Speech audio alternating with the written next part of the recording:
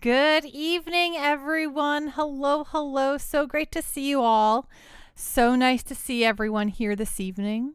Hello, Fahenis. Hello, Mr. Bubbles. Hello, Clutch. Hello, Enchilada. Hello, Egg Roll Buddy. Hello, Space Goat. I hope everyone's having a wonderful evening, a great and grape evening. What a wild ride there, eh, Pando? Yeah, I like the ending of this video game. The ending of Final Fantasy 14 Endwalker was a real treat this evening. Fahenis says, so, question. Yes, I have an answer. Did you cry? No. Eggroll, it's, nah. I care about the cute characters. I think Graha is the only character that I have any sort of real emotional investment in. Fahenis, did you notice how in the first island had no aether currents? I did. I actually didn't notice the aether currents until the third island, actually, with the Omnicroms. Howdy, Pando. Hey, Game Grinder. How you doing tonight? What's going on? What's on the up and up? Enchilada, just more feeling awesome of punch, punch, punch. Fahenis, they don't because Estinian sacrifice creates the wind.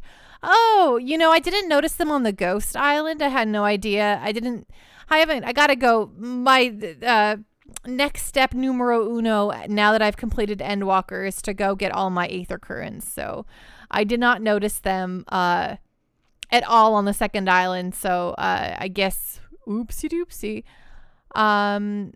But that makes sense. Yes, Estinian sacrifice creates the wind. Yes, there's nothing otherwise. Game Grinder, I am swell. How have you been? I've been just great. OBS updated and I updated it.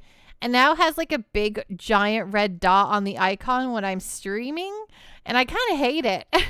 I keep thinking like something's happening, but something is happening. I'm streaming, but I'm like, why is this big red dot here? But yeah, I don't know. I think when people tell me that things are going to be sad and stuff, I'm always like prepped to be sad. And then I don't cry when people expect me to cry. So, Game Grinder. Ooh, did you watch the recent Nintendo Direct? I live for Nintendo Directs, Game Grinder. I watch them always. Fahenis, also I found out Medion's voice actress is actually an ambassador for a mental health charity for teenagers. That's really cool. Meteon, she's a pretty good little antagonist, I really liked her conclusion. All that stuff was fun, I have to say. Endwalker, good video game.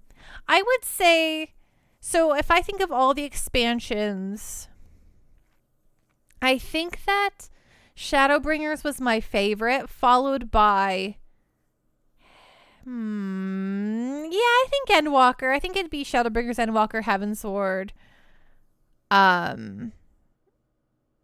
Stormblood after that, right? Am I missing one? That's all of them, right? Egg Roll Buddy, I agree. I've heard people put Heavensward at the top still. Like, I really care about Ishgard. I really like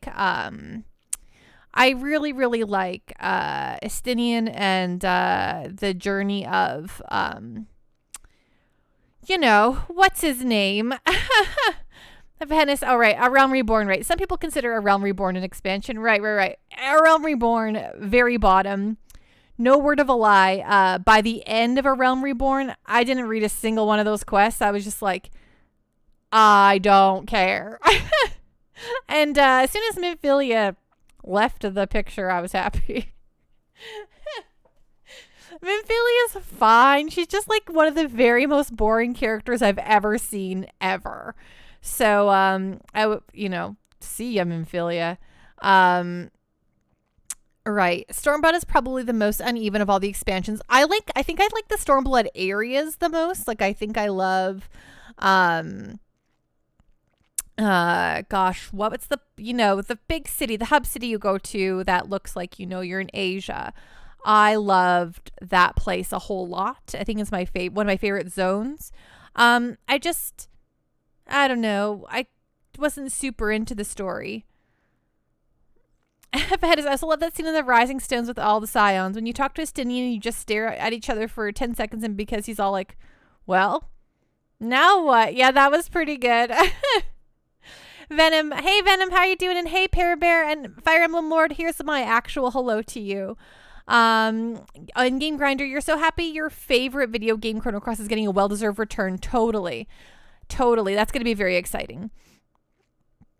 Pear Bear, you freaking loved Heaven's Ward. I do too. I think so. Okay, true story. Had it been at the end of Shadowbringers, I would have said that Heaven's Ward was still my favorite expansion. But because as we were going through Endwalker and I don't know, there was something about, like, I started to feel like super warm towards Shadowbringers. And I think it's because we get to know a lot more about Emmett Selch and Amara and Aetherius. And then I like how it all lent itself to Endwalker, which thus made me really like Endwalker and Shadowbringers together as like two pieces of a whole, you know? I think without Endwalker, Heaven's Ward would still been my favorite, but I just really liked all the stuff that happened in Endwalker that started in Shadowbringers. Yes, Elpis. Elpis was a great zone. I think it was my favorite part of the expansion was the whole Elpis stuff. Fahenis. Also, I love that scene in the Rising Stones with all the Scions. Oh, right. Thoughts on the dead ends and the final day? They were good. I think I killed, like, the dungeon was pretty fun. I actually really liked the dungeon a lot. It was very beautiful and traumatic. But I mean, thank goodness I had a bunch of people who know me and like me in the final days finale because, oh my gosh, I died so many times because I was like, what's happening? And then I'd be like, oh, dead. I'm like, oh, okay, I have to dodge that. Oh, wait, I'm dead again. Oh, I'm dead. Hey girl, Endwalker felt like a better Stormblood to you. It has to carry more narrative threads from AAR, Heaven's Ward to Shadowbringer, but it does it well. The problem being some of those threads, like ARR related, kind of stunk. Yeah. Fahenis, I died a few times on boss 2. I don't think when it's just 4 people and it's less chaotic, I'm much better at like discerning the mechanics and not freaking out so much. As soon as there's like 8+ and there's like stuff popping off everywhere, I'm like, is that ours? Is that something out of dodge? I don't know. Where am I? What's going on? Is that I'm following this person? Oh no, this other person ran this. And I don't know what's happening at all. Hey girl, Shadowbringer's ending is still the most hype inducing for you. Totally. That's a very good ending. But yeah, I don't know. I'm very excited to see where the game goes next now. And Fahenis is all fun and games until the end singer starts crashing planets into each other. As soon as that happened, I was like, okay, Final Fantasy boss, whatever. But yeah, it was really fun. I don't want to spoil for anything, but the big reveal and final fight, I don't think he deserves any sort of retro, like a happy good job arc. But then at the end, he kind of just is dead forever, away from anyone who would ever care. So I'm like, okay, that's fine. Hey, girl buddy, are you excited for the 18th? I think they're talking about plans moving forward. This will be the first one I'll get to actually watch because I've ignored all of them up to this point because I never wanted to be spoiled, you know? So that was pretty good. So that's going to be pretty good. What I'm really excited for now is I'm going to finally clear out my, I'm going to finally start going through quests. And there's something I've been putting off for a really long time. And I just haven't got around to it. You feel like that fight was made for tanks? Yeah, I'm constantly like dead all the time, you know, I don't know. Okay, well, here we are. I hope y'all had good weekends. I finished Endwalker now, so that feels very, very good. I'm excited to first of all, I'm going to start playing. I'm going to focus on finishing Neil World Ends With You, which I'm really behind on. And what I do after I finish that, I'll probably maybe play Ghost of Tsushima. This is on Pay No Personal Time, not on the channel. And intermittently now I can just play Final Fantasy 14 for funsies. I could just hop on in and help people and like tootle around with some questicles, and you know, it'll be nice. It'll be nice. So I'm excited about that. You know what I'm saying? Okay, so let me just turn on the video game. Now you can talk about all the side stuff too. I can't wait to see all the side stuff. I mean, okay, so that's not fair. A Realm Reborn and Heaven's Ward, I've done all of that side stuff. Like I did all of Alexander, I did all of the coils, I've done all of the I've done all of this, the like Sky Pirate stuff. And then even in Stormblood, I finished all of the Omega stuff. Like I have done lots of the major side content. But after I finished Omega, I was like, I got to get into Shadowbringers. I just got to go here. I need to beat this video game.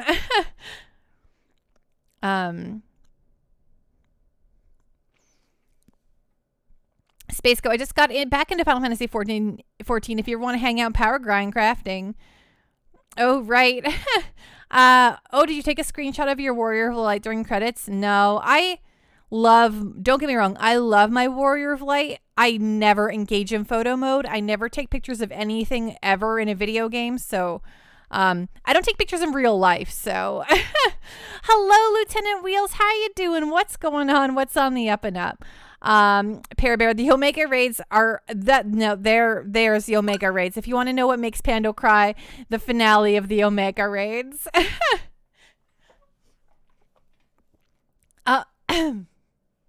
Hello,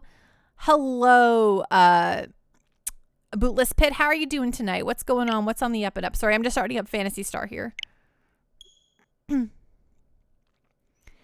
Bye, Demon. Thanks for not annoying me. I do appreciate that.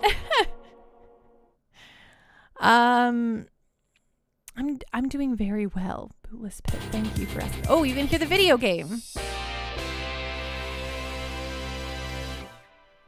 Okay. Look at this. Look at that. Okay, let's press any button. Where's the any key? I found it. Thanks, Dad. Sorry. Okay, I gotta remember. Oh gosh, the volume. I'm so sorry. This is blaring in my ears. It probably blared all your ears out. Okay, so we have So reminder, we have a cat and now a guy in our party. Oh, right, and we just entered this dungeon. So that's nice, right?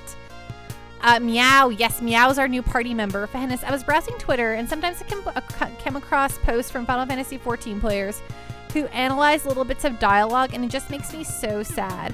Like, what do you mean? Right, Meow and Odin. And it's like there's a bit of optional dialogue from Emmett Selk back in Shadowbringers. Okay. Okay, here we are exploring this dungeon. I just got to remember everything that I got to do. I'm sure it's going to be fine. Yeah. For those who are at home, remember up here you can see the old whatchamacallit map and the characters in my party up there and their health and all of that stuff. Yeah, sure. Let's look this way first. Right before you go into the Katana Revel. Okay. Ooh, a treasure chest. Do you want to open it?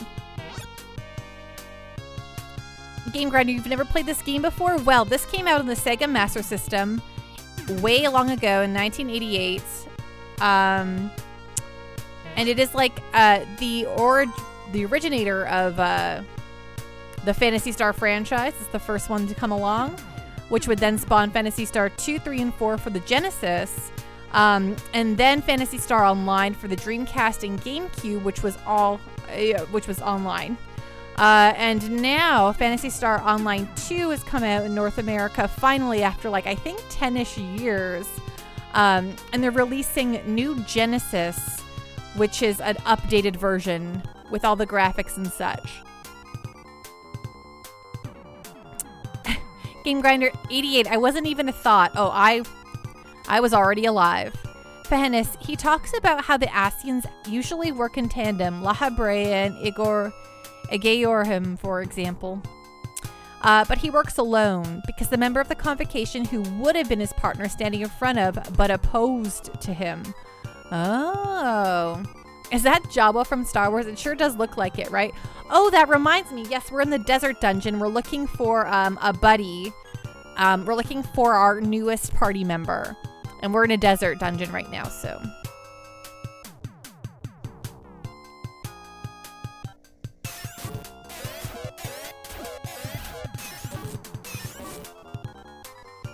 Okay, we're all doing good. Isn't this game like really sci-fi? Yes, we have traveled to a different planet already. This is our second planet we've been to, and we're trying to overthrow the evil emperor.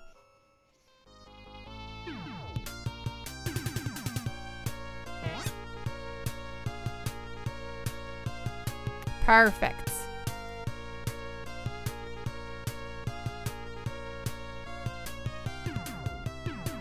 Heck yeah, treasure chest. Hello, Gamer Jam. How are you doing tonight? What's going on? What's on the up and up? So great to see you, my friend.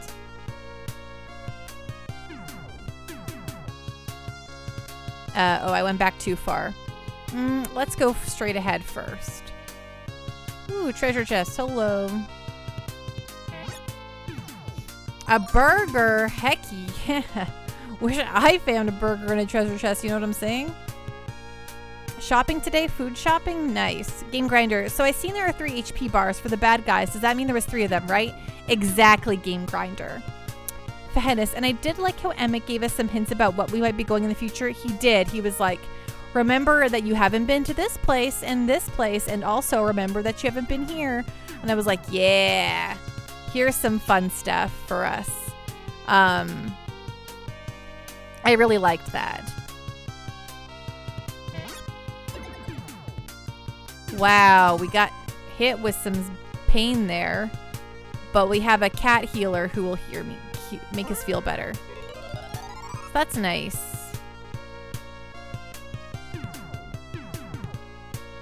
All right. Nope. Magic on Odin. No, done. Woo.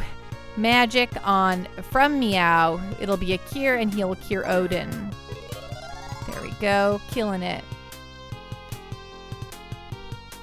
Fahenis, I'd been waiting to see Charlian since Heaven's Ward. Now I want to see Mericidia. Yeah, that'll be very fun. Mercidia.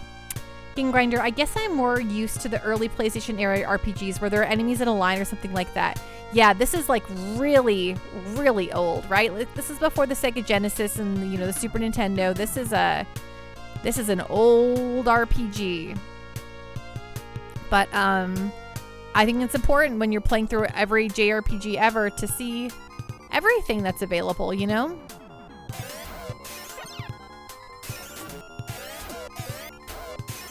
and where they all came from. There we go. Well, those guys were not so bad.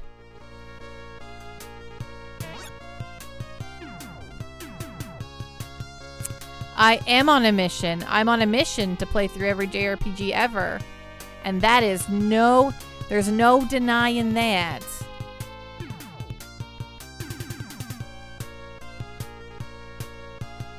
Okay, what do we got up here? Nothing.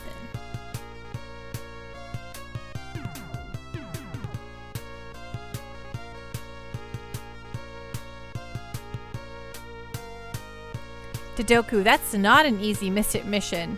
Dodoku, you're not wrong, but I am up to the task. You're Pando? I got this in the bag. Who are you? I'm busy with my training now. Do not be a nuisance. I've received a letter from the governor. Please read it. Let me see it. Our duty is clear. We must protect the planets of the algal system from evil. We must first go to the Gothic forests and find Dr. Luveno. We can use an underground passage from a manhole in the spaceport. What are you buying? What are you selling? Game Grinder, does your favorite JRP change a lot? Or is there one that's in the solid top one? Yep, it's the same. You should know this, Game Grinder, because I talk about it all the time. My favorite JRPG ever is Persona 4. The best, my favorite. Not enough money, stranger. Okay, so yep, we're finished in this place. But we got our new party member, as you can see. So that's sweet. We're kind of cutting off the rest of the screen there, but we'll fix it. So off we go.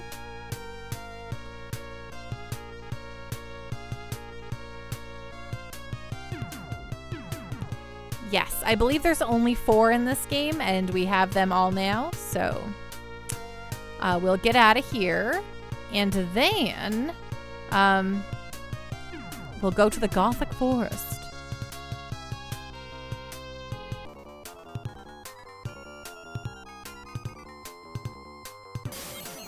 Also, you just love this dungeon theme. The music in this game has been pretty top-notch so far, I won't deny it.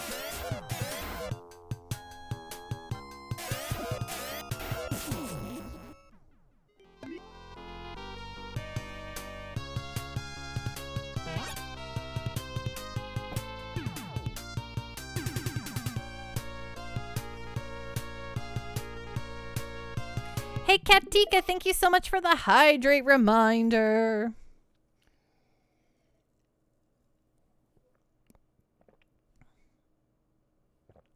Ding. How you doing tonight, my friend? What's going on? What's on the up and up? There we go. Oh, I don't know if we finished exploring up here.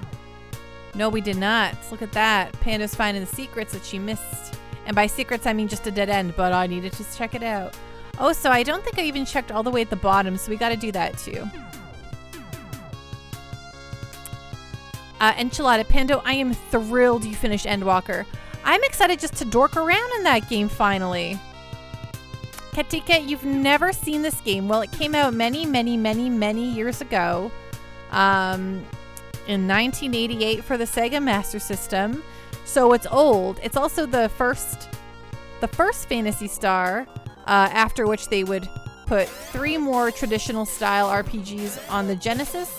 And then they're now mostly known for PSO, which is Phantasy Star Online 1 and 2. Fairness. Also, now you can go around Eorzea and find the Scions in various places. Oh, so just kind of like Alpha, right? Okay, let's get out of here. Fairness. Also had a friend who used to mod to change her carbuncle into Graha. That's kind of hilarious, but also, well, a little weird.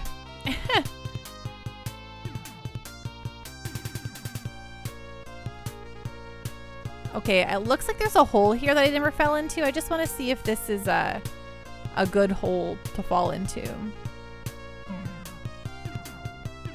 Okay, no.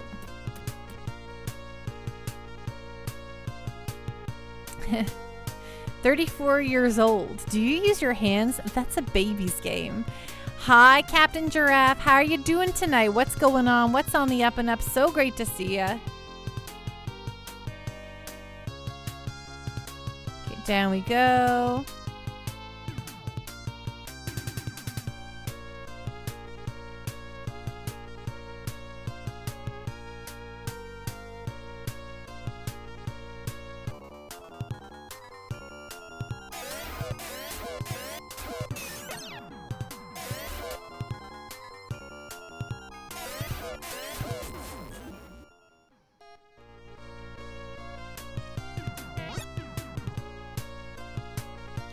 Alrighty-roo. Okay, we got what we came here for. Back to town. Katika, I'm getting dizzy. How do you not get lost? If you look just above my head here, right here, well, not right now, but when I'm in the dungeon, there's a map here, and I am watching the map to not get lost.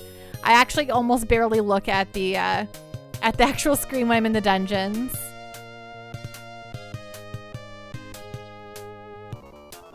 Captain Giraffe, doing okay. Snow just keeps coming. Yeah, my family, who lives near Winnipeg, they just keep talking about this snow, snow, snow. It's nuts. Game Grinder. Okay, Panda, what is your favorite type of setting for a JRPG? Like example, fantasy or modern or somewhere in between? Honestly, I don't have a favorite setting. I like whatever there is, as long as it tells a good story.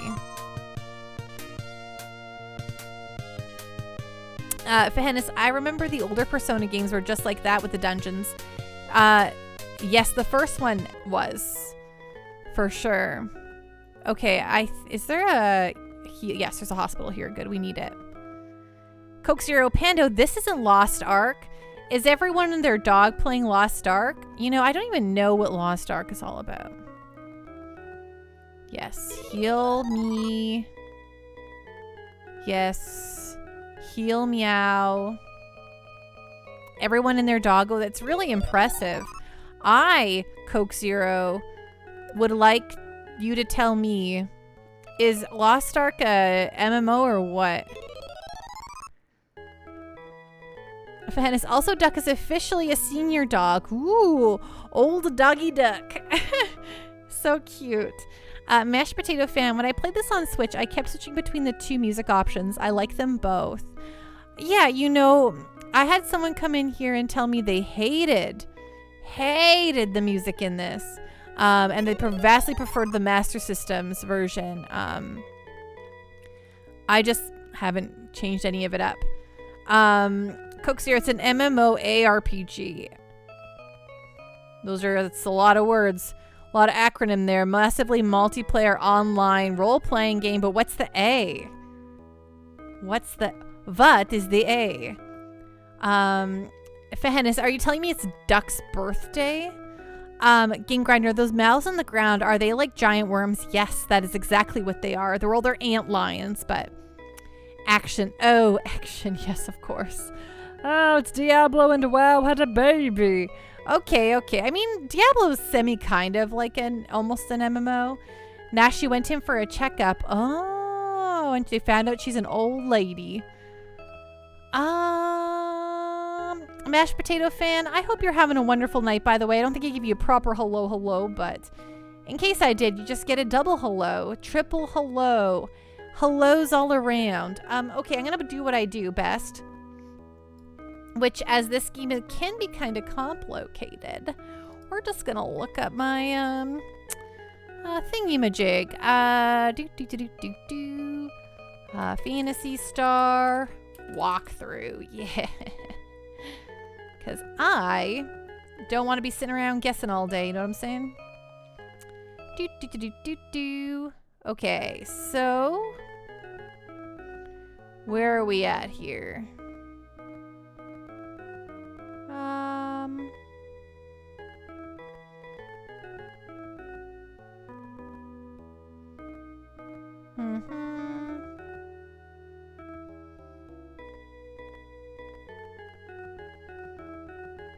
Okay, we just did finish Maru's cave.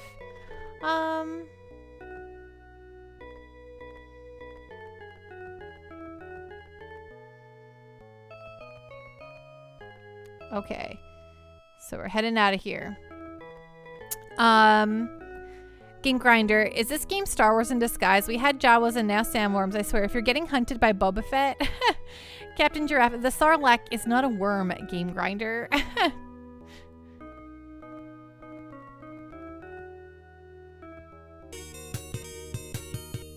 Okay, now we're about to take the ship and get out of here, which should be pretty fun, right? Space Goat, lame. My print failed tonight. Oh no. I'm sorry to hear that, Space Goat. Look at my cool ship go.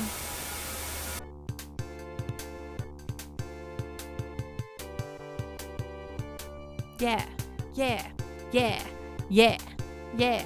This game was definitely inspired by Star Wars. Absolutely, Saber Viper. I definitely see that for sure.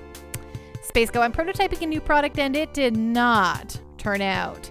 Shockwave, hello there, Pando Star. Hello, Shockwave. How you doing tonight? What's going on? What's on the up and up?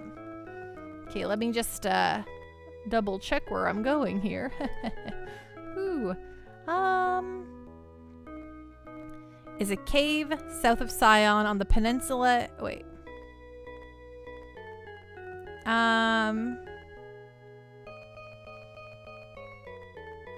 Okay, equip him with the short sword. Oh, I should equip him with something. Okay. Let's do that. Item. Do I have a short sword on me? I think I should. Oh, I don't. Wait, what? Magic lamp. Road map, compass, dungeon key, cola, flash burger. Oh, I got rid of it. I don't have no short sword anymore. Fahan is heading off for the night. Pando, congrats on finishing Endwalker. Have a great one. See you again soon. Coke Zero, yeah, congrats on beating Endwalker. Thank you so much. It felt real good. Game Grinder, not the Sarlacc. In other Star Wars games, I think it was Jedi Knight. One of the levels have you jumping around in the parts and you're getting chased by a giant sandworm. He's had a great time beating, finishing the old, you know, what is it called? Final Fantasy 14 tonight. That was great fun. Okay.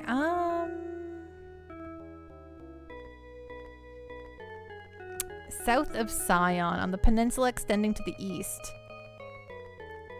Oh, the Iron Fang, a strong weapon for Meow. Oh, that's what I already have. Okay, I did finish that. I finished this dungeon and I did the skeletons.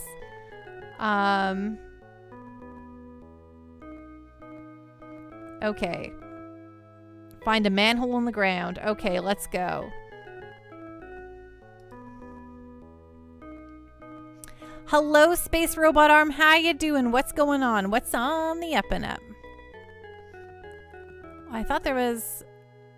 Oh, no. I don't want... Bound from... No, thank you. Oh, right. I know where the manhole is, actually. It's down here. I saw it before. Yes, I have my passport. Thank you. How's the volume for you all, by the way? Can you hear the video game? There we go.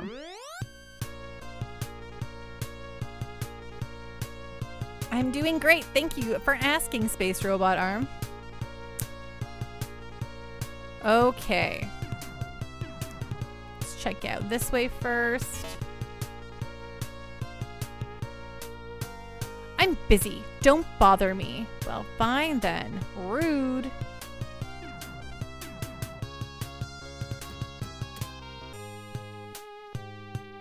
Ooh, where are we now? This is fun. Okay, what's up with this place? Is this a store? This is a secondhand shop. Can I help you? Yeah. Oh, I don't need any of this, thank you. Okay, let's check this place out. Oh, nobody's home. Fine, that's fine. Shockwave, almost forgot. Pick a Pandosy Star. Not only having a piece of coffee cake. Would you like some popcorn while saving Parma? I would like some popcorn. Thank you so much for asking. I will take that popcorn very happily. Could you spare me a cup of cola? Thanks. This was once the lab of Dr. Luveno. He went bonkers, though, and be imprisoned in Triada to the south of here. Okay, cool. Okay, no one's here. Space Robot Arm. I was thinking about starting Phantasy Star, but I ended up starting Earthbound Beginnings instead. Are you enjoying it? The old Earthbound Beginnings? Could you spare me a cup of cola? Don't go near the tower at the far end of the narrow road, which goes from the Gothic forest through the mountains. A magic beast lives there. Look at it and you turn to stone. Oh, that's where, you know who it is. The girl, the gal, you know, the lady. This is a church. Do you wish to resurrect someone? No, thank you. Everyone's alive.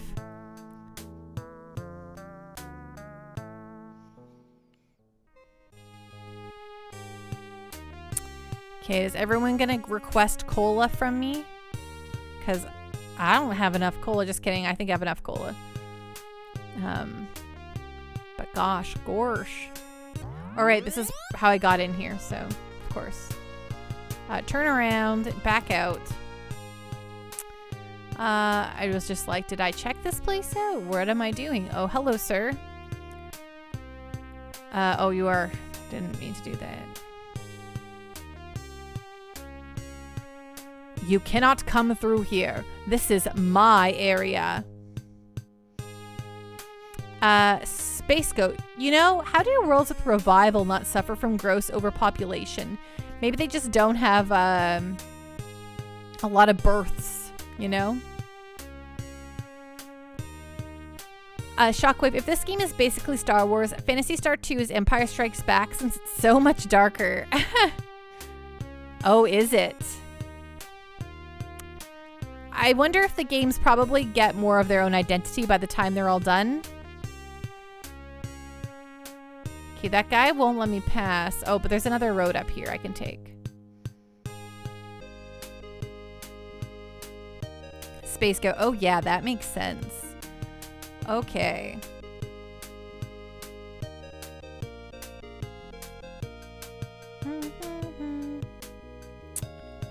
East exit.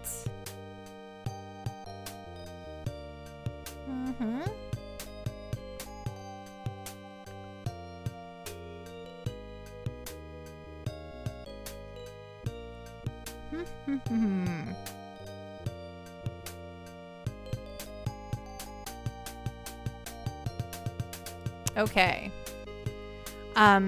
Shockwave, yes. I speak as someone who played all of the original Phantasy Star games. Interesting. Okay, we got some G-Scorpies to fight. Okay, they're all dead.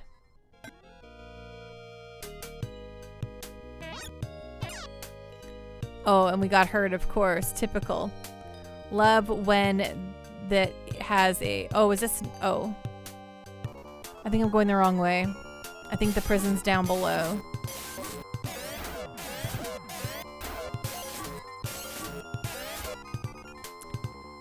Shockwave, I beat Phantasy Star 4 over 15 years ago, and 2 is one of the hardest RPGs I've ever played. It's brutal. Great. I'm so excited to get to it eventually.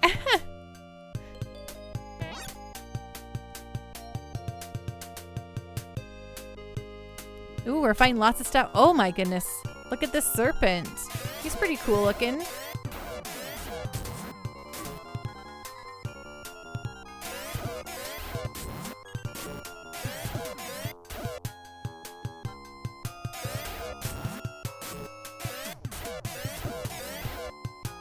Well, hey, I can beat a hard RPG.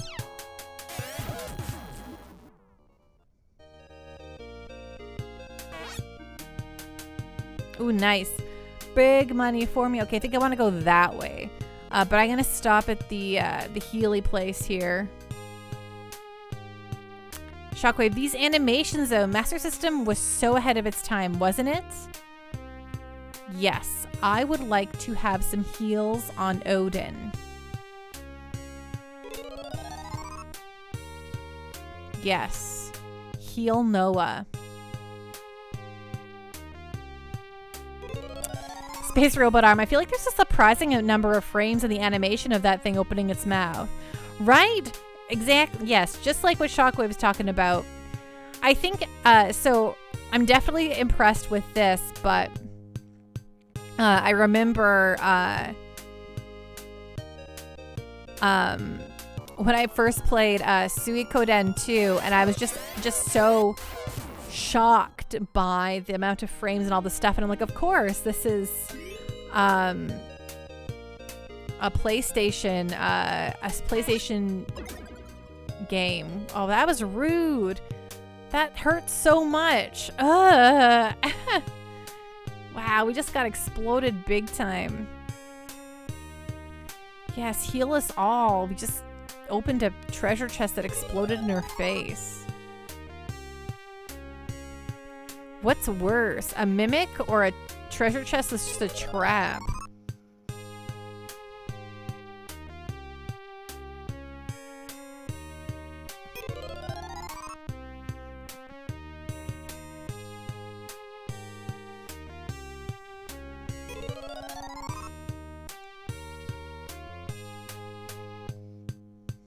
Okay, I should probably also save the, oops, wrong button. Wrong button. Okay, get out of here, get out of here. Probably should also save the game.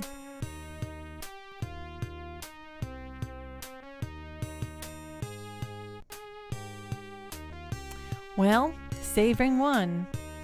Mimics always feel disproportionately strong, right? But then, like, they sometimes usually have, like, delicious loot in the chest, you know what I'm saying? Ooh, look at this Tarantul.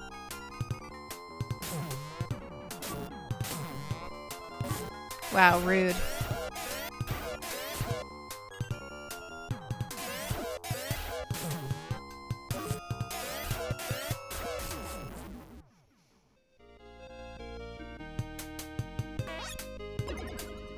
Oh my god.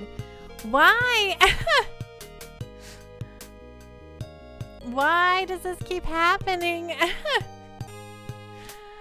It's hard to say because I quit a lot of RPGs in my youth for them being hard, and by hard I mean like they were just outside of my comfort zone at the time. But I know that I could totally handle them now. But I would say like one of the ones that surprised me the most, like I bought Shin Megami Tensei Digital Devil Saga for the PS2 without knowing anything about it, really. It just had great reviews. And then I felt like it was really tough and I couldn't figure it out, and then I just turned it off and I never made it very far. Now I own both Shin Megami Tensei Digital Devil Saga 1 and 2, and I really want to play through them, but just never got around to it. So that like really sticks out of my brain as something that was tough. Okay, I don't want any more of these treasure chests to hurt me. Oh, this vampire. What's up, vampire?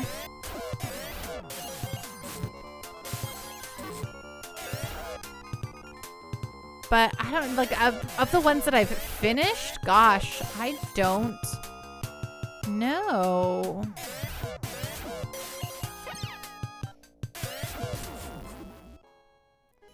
Space Robot Arm, you know, for you the answer is Final Fantasy 3 DS. Oh yes, that's what you're saying. I definitely played Final Fantasy 3 DS, and then I just was like, eh, and I like went on my day, you know? I wasn't super interested in it.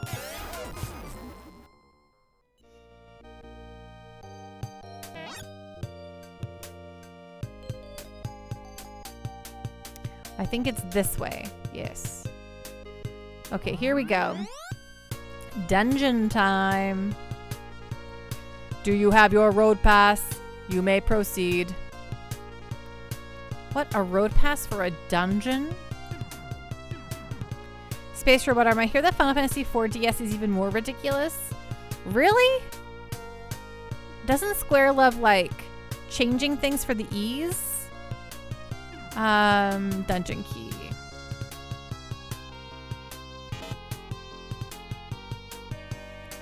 Could you spare me a cup of cola? Spider monsters are actually very intelligent. Wow, thanks, sir. Those games are made by some other studio. Okay. Oh, or is it right? We're in a prison. This makes sense. I'm like,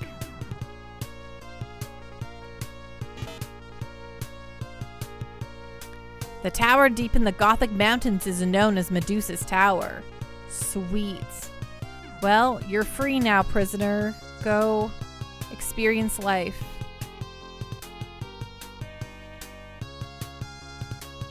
Hope he didn't murder anyone.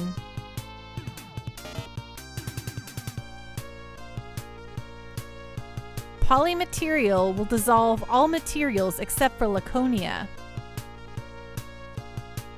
Cool. Tarantula. I dedicate this to Nox, who is being in a hole at the moment, and he has zoomies. Calm down, my dude. Captain Giraffe, thank you so much.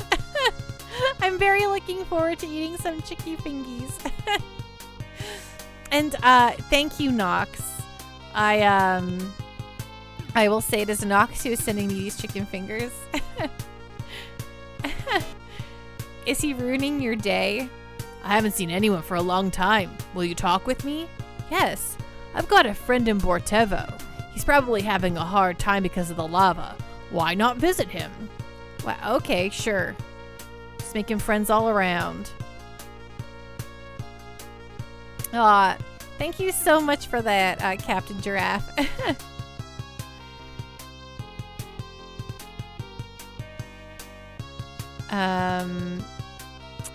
Item, dungeon key, use.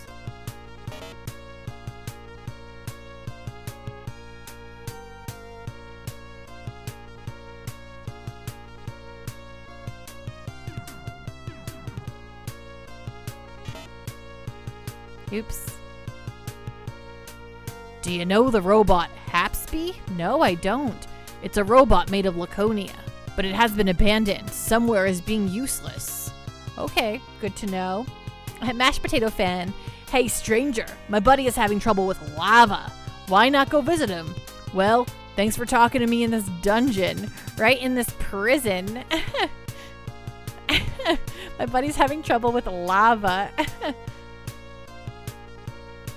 Space robot arm. This dude lives in a dungeon. It tells you how lonely he's been. Begs you to talk to him, and that's all he's got to say, right? On the far side of the mountains lies a pool of molten lava, created by volcanic eruption. Okay, great. Oh, I was like, oh, I'm gonna need to grab my phone to make sure I can buzz whoever up here, but, Captain Giraffe, he's been good, but he's being more rough biting than playful biting today. Also, IDKY, but he is super wound up. Uh-oh. Maybe being all the snow is bothering him, but he's an indoor cat, so. But hey, maybe it's still getting into his cat veins.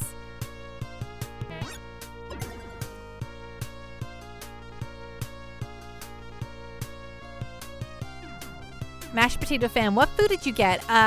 Captain Giraffe sent me chicken strips from Dairy Queen from my treat stream. So I'm very excited about that. Oh my gosh, what the bananas.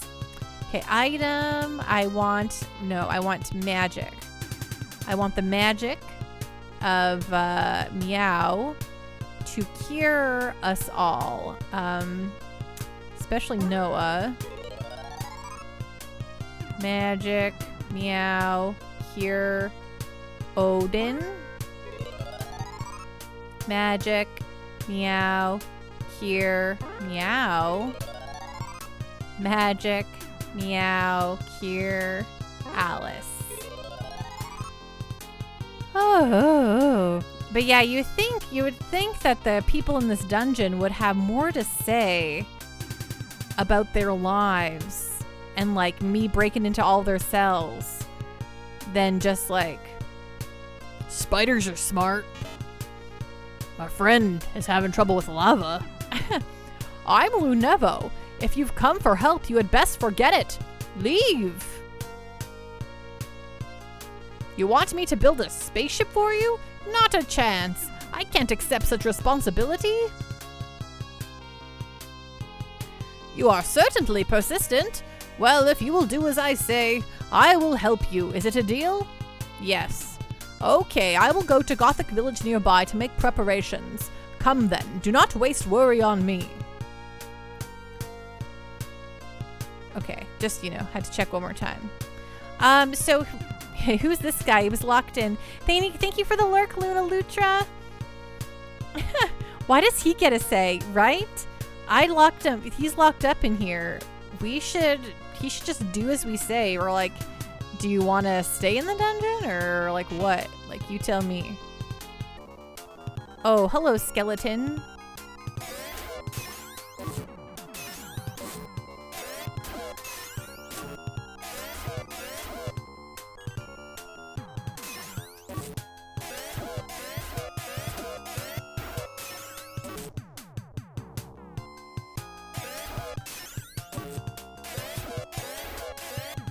Nice.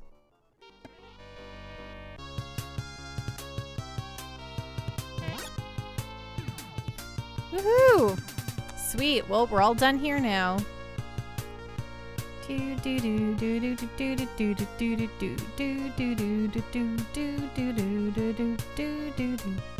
Yeah, I don't know. We had to go find this guy. Yes, here's my road pass. Thanks. Don't know why I need a road pass for a flippin' prison, but what do I know about anything?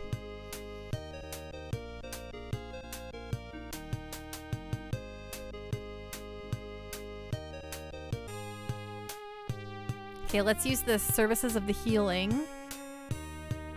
Yes, I do. Oh, she doesn't need to be healed. Meow needs to be healed. Yes. Odin will get healed. Nice. Noah will be healed. Yeah, but honestly, I'm with you, Mash Pit Fan. This guy should just be thankful that we are here in the first place. Oh, we should probably save after that too. Oh, okay. Not gonna lie, I keep going for my, initially going for my Castlevania save shortcut. That is not where we're at. We go like this. We go like this. Save. Oh, thank you for the hydrate, Captain Giraffe.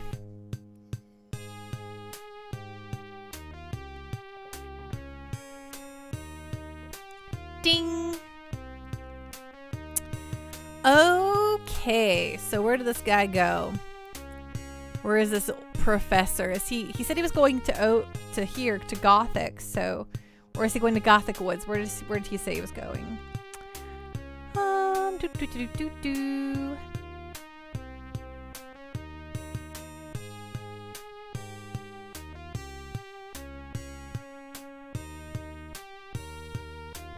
Okay,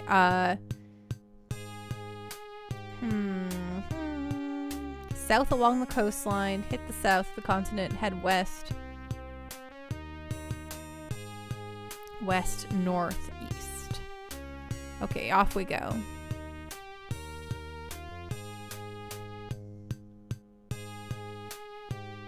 Did I miss something here? Just double check. Oh, okay, no, I'm missing him. Okay. Okay, house of the secondhand shop. Okay, you. Wrong house. Ah, it's getting late. Fetch my assistant. He's likely hiding in the underground passage. Okay. Let's go get him. Gosh, they're all so needy. What? Dr. Luveno has returned? He will build another spaceship? I will be there right away. Great. Good. Let's vamoodle.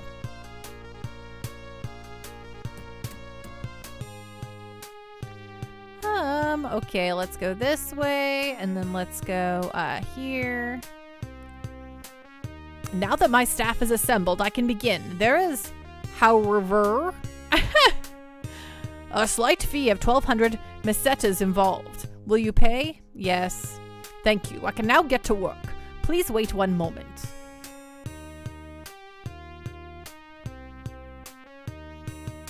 It cannot be hurried. Please show a bit more patience. What?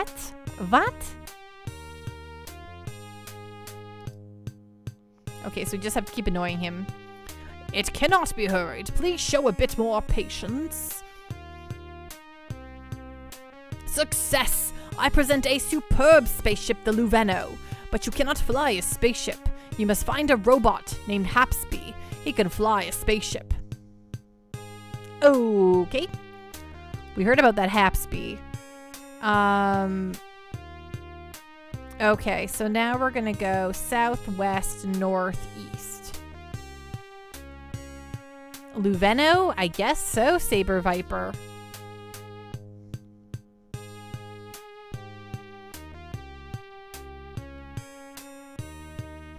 Okay, save.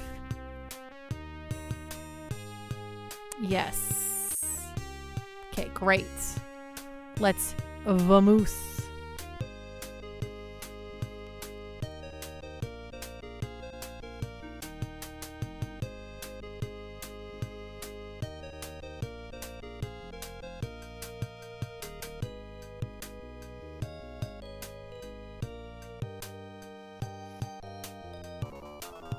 Okay, the swarm's gotta go.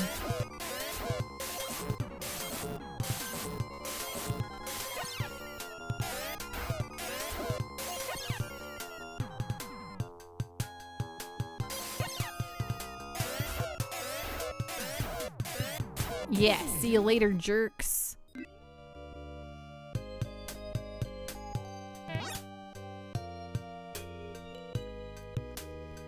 Okie dokie. Oh, yes, this looks... Okay, don't touch the lava, I guess.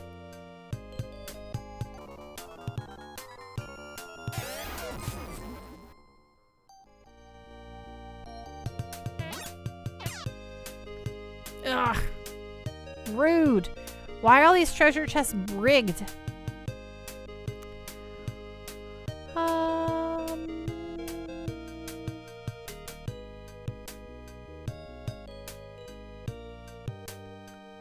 Oh, okay. So we gotta go across the ouchie stuff. This sucks. Okay. Ow, ow, ow, ow, ow, ow. Oh my goodness. Okay. People are about to die. Item. I mean, magic. What does Noah have for magic? Oh, he does have cure. That's nice. On yourself. Magic. Noah, cure on Odin. Magic. Meow. Cure on Meow. Magic. Meow. Cure on Alice. Okay, let's go, my team of adventurers. This is not the direction, I guess. We're going this way. Okay, here's a town. Okay, what's going on in here? Oh. That looks like just some garbage, I guess? In this pile of junk somewhere, there is supposed to be a usable robot. But you know how rumors be. I do know how they be.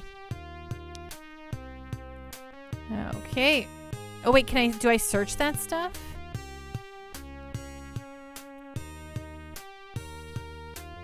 Search. There doesn't seem to be anything special about it. Okay. I'm not 100% sure if I'm supposed to actually be literally searching these things, but I'm gonna do it anyway. Okay, nothing here.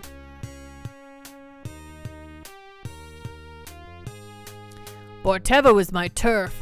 Don't you mess around here, now get! Okay. Rude. Rude, sir. Doesn't seem like it's much of a cool place to hang out, in my humble opinion, but whatever.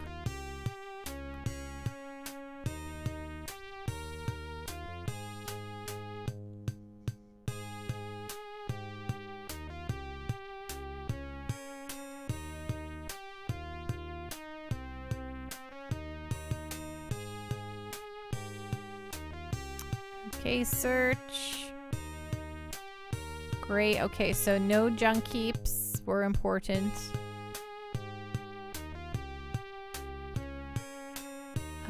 Search.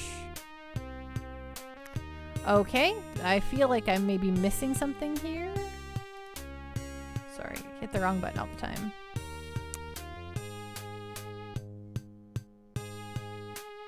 Okay, so we're gonna go to the cave nearby, I guess. That's it. That's all we gotta do. Well, that's nice. Okay, let's have a moodle.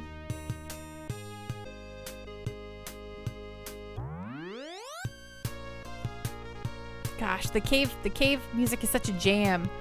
Okay, let me just quickly, before we continue on, let's throw a little save down here.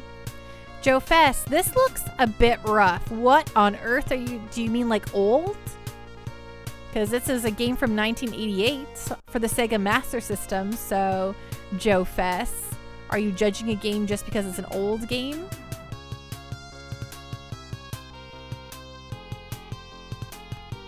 Because frankly, as an old pando, rude.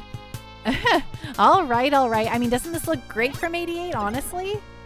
Oh, I hate these things.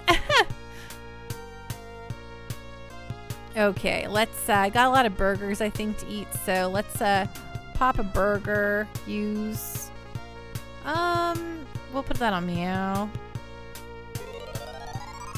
Yeah, I think we're okay. If anyone's, like, almost dead, I'll fix it. How you doing tonight, Joe Fest? What's going on? What's on the up and up? So great to see ya.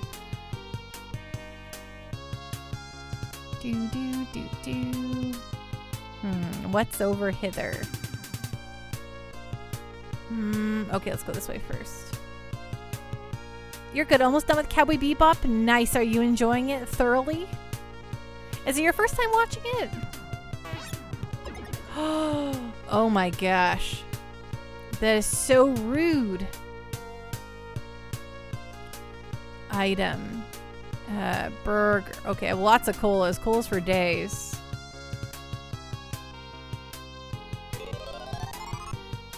Item. Cola. Use. Meow. Item. Oh, it's pretty much all of that. Okay, well, you know what? Magic. Meow. Here. On Odin. And magic. Noah. Here on Noah. Joe Fest. I watched the anime probably a decade ago. You just watched the live action, actually really enjoyed it, and decided to rewatch the anime. Well, that's awesome. I'm so glad to hear that. And you've been really enjoying that rewatch then? Because I can see if you would, because it's so flipping dang good.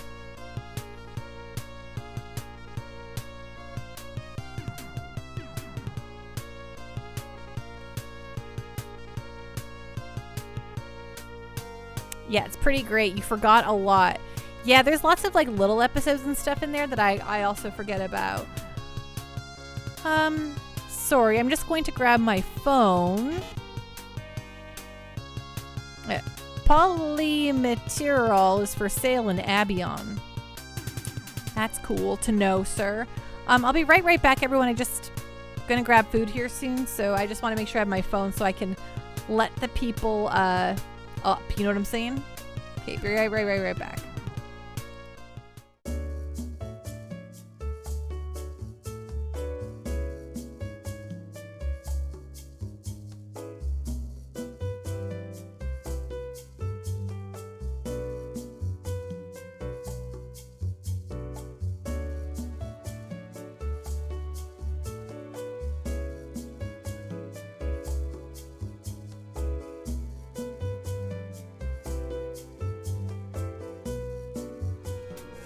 Yeah, Joe Fest, I've seen like the first like 2 episodes, first 5 episodes like so many times because I've always like looked at those ones to like show people them. But yeah, never do I ever get to see any of the stuff in the middle, or like I haven't finished it in like years. So I'm also due for a rewatch here very soon.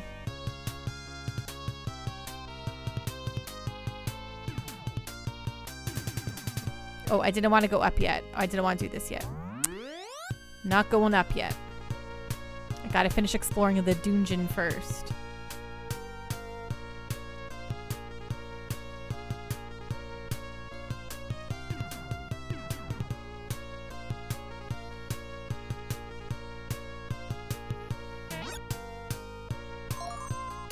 That's nice. I'm expecting all of the treasure chests to explode in my face here. Hello, Sir Asgard. How you doing? What's going on? What's on the up and up? So great to see you. I hope you've been well.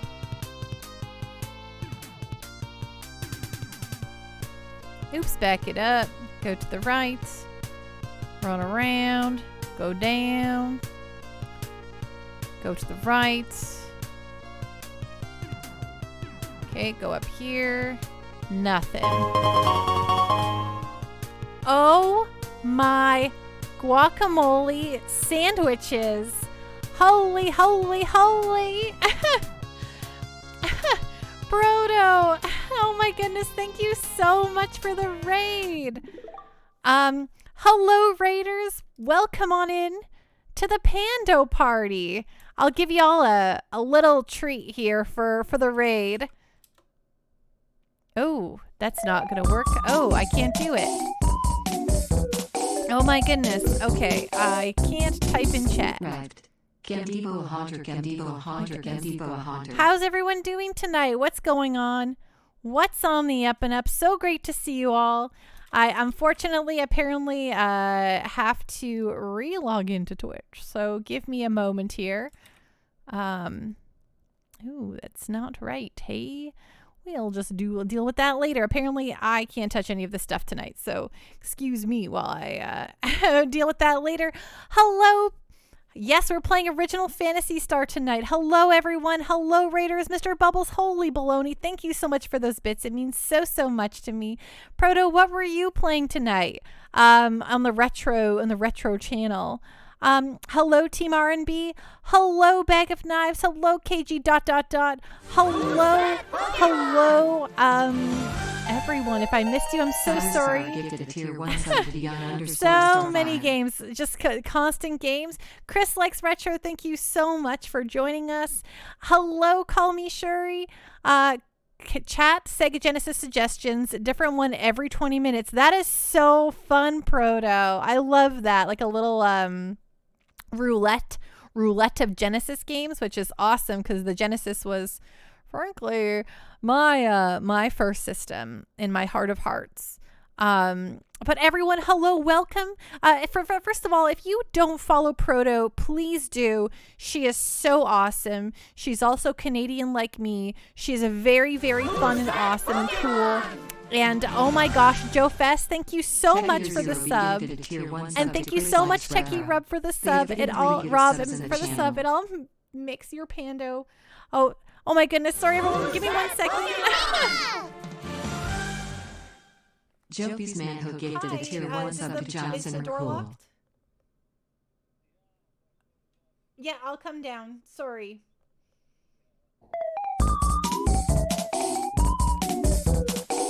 Everyone, I'm so sorry. This is exactly the worst timing. I have food and I have to go get it, or else the man's gonna leave me behind. Thank you so much for this hype train. I have to go get food. I'm so sorry. Everyone, thank you for being here. I play a lot of JRPGs. Proto's so awesome. I have to be right back. The worst timing. Thank you for this hype train. I'll be right back.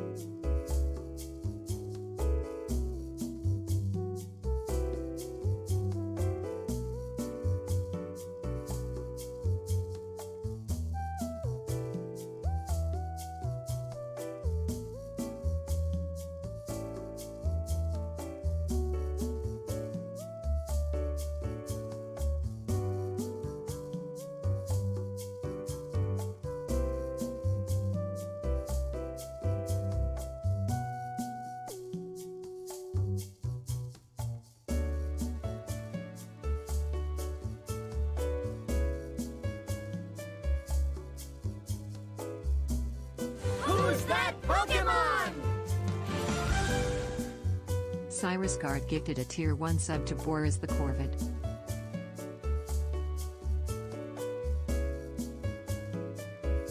Who's that Pokemon? Cyrus Guard gifted a tier 1 sub to Wildcard 83. Thank you so much for the gift subs. Oh my goodness. Hi everyone. I'm so sorry that I had to bust out of here. Cyrus Guard gifted a tier 1 sub to Earth to Alice 95. Oh my goodness, you guessed noodles. It was actually chicken nuggets tonight, or chicken tenders. Proto, thank you so much for that raid. Hello. Team R&B, Pandosy, have you been drawing a map for Phantasy Star? One of the things you enjoy when watching retro streamers who play it. So this one is the Sega Ages version, and it actually comes with, oops, wrong one. Phantasy Star, here we go. As you can see, when I don't have it paused, it actually has a, oh my gosh, I keep pausing it. Okay, get out of here. It has a map directly above my head. Jake, I actually can't make the dance work tonight. For some reason, my stuff is not connecting to Twitch at the moment. I updated OBS earlier and it broke some stuff, so I gotta go in and deal with that later. But tonight, everything's a little bit broken. But yes, so everyone, hello. Thank you so much for that hype train. Holy guacamole. Sir Asgard, thank you so much. Mr. Bubbles for the bits, Jofus for the sub, Techie Rob for the sub, Sir Asgard for the other sub. Oh my gosh. Team RMB, but is that not cheating? We got it. Okay, so for those of you who don't know me, hello. I am Pando, and I plan on playing through every JRPG ever. And in order to do that, sometimes you gotta take some shortcuts in order to get through them. Oh yeah, new OBS update for new Twitch API, I think, yes. So when I did that today, there's a pro tip for all you streamers out there. Don't hit the update button mere moments before going live. But I'm like, oh yeah, I gotta update the button. So, you know, and if the game gives it to you, it's true. But yes, don't click update just before going live. It's always gonna screw something up. That sounds like Proto. I just like to click the button. I get excited about new stuff. I'm like, yeah, give it to me. I want the new content. And then, you've been skipping that OBS update? Yeah, I get it. I want to see I'm like, ooh, new features? And then, guess what? I broke it. I mean, okay, I went live. Everything was mostly fine. I actually had set up stream stuff before. I had updated earlier, so everything is fine. I can't type in chat right now. I can only read chat at the moment, so what can you do? But thank you so much, everyone, for the hype train. Captain Giraffe, thank you so much for the food that I'm about to eat. I have it here with me now. Anonymous cheerer. So sorry to just bail. Normally I would have like not rushed out of here, but the guy can't get into my buildings and he couldn't buzz up either. So I didn't want to just leave the poor guy in the background. Proto, that makes me so happy. What was your favorite of all the games you were playing in the Genesis, in your Genesis roulette, or your chat chooses your Genesis game, Proto?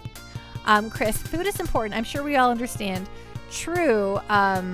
But also leaving the poor delivery driver out in the snow.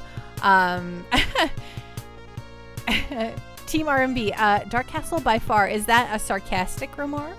Pirates Gold. Wow, it sounds like you played some real bangers. That's for sure. Proto, oh wow, which was your favorite? That second pirate game you played, was that Pirates Gold? Which is, I know, one of Jake's favorite games ever.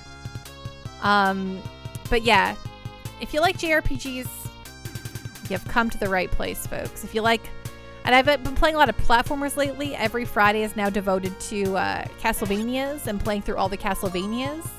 So hey.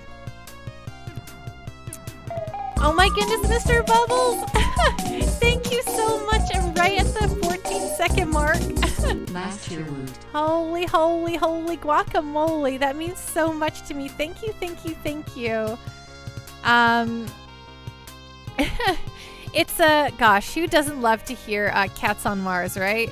I need to actually put in more Cowboy Bebop sound bites because that soundtrack, like, you know, all the cool kids were like, oh, I love NSYNC. Oh man, I can't get enough of B. Spears. That's what they did. They shortened her name, right? That's what all the cool kids did. That Siagulera, Shakira, hell yeah. But I was like, I listened to Yoko Kanno and Seatbelts.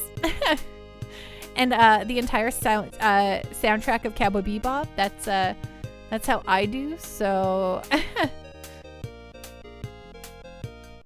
as you can see, the coolest high schooler you knew. Yoko Kanno is amazing. I mean, abso-dang-alutely.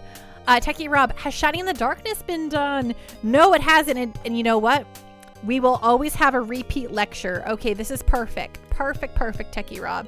Before we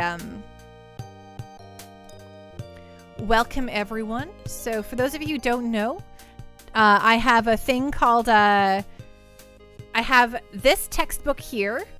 It is the Guide to JRPGs. It is a massive tome, and it covers almost every JRPG ever. Now, when I get the, when people request the Pando lecture, Professor Pando comes out. I don't actually wear glasses. This is just for the whole shtick.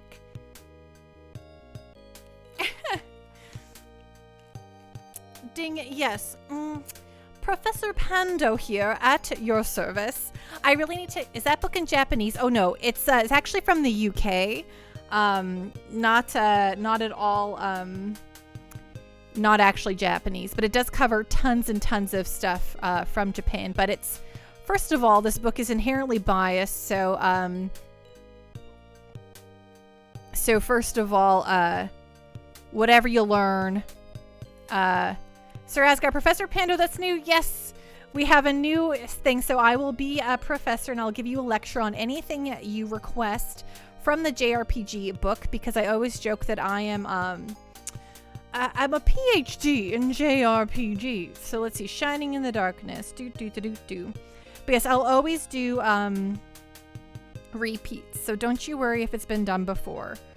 563. Okay, everyone in class, turn to page 563. If you didn't bring your textbook today, that's okay. But just make sure to find someone you can share with beside you, okay? And if not, I'll post the slides in after class, okay? What if Professor Pando also had Einstein hair? If I just, I can like make it go even bigger, like just, here we go. Just bigger. Yes, indeed. There we go. How does that feel for you? Okay, and here you can see Shining in the Darkness is here in the book. Perfect. Jofus, the not using my hair pineapple look. Sir Asgard, no, I don't want any more school. I'm past 40 now, too much already. But this is Professor Pando. The more disheveled, the more academically distinguished, indeed. Well, now you've got my hair all up and over the place here, so. Shining in the Darkness. Developer, Sega. Released in 1991. For the platforms, the Sega Genesis, okay? Okay.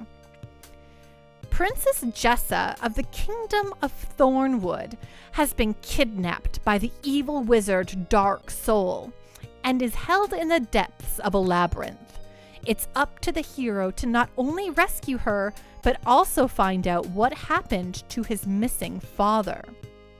As an early RPG for the Genesis, Shining in the Darkness is meant to be accessible to new players. Compared to classic dungeon crawlers like Wizardry, it cuts back on the character customization.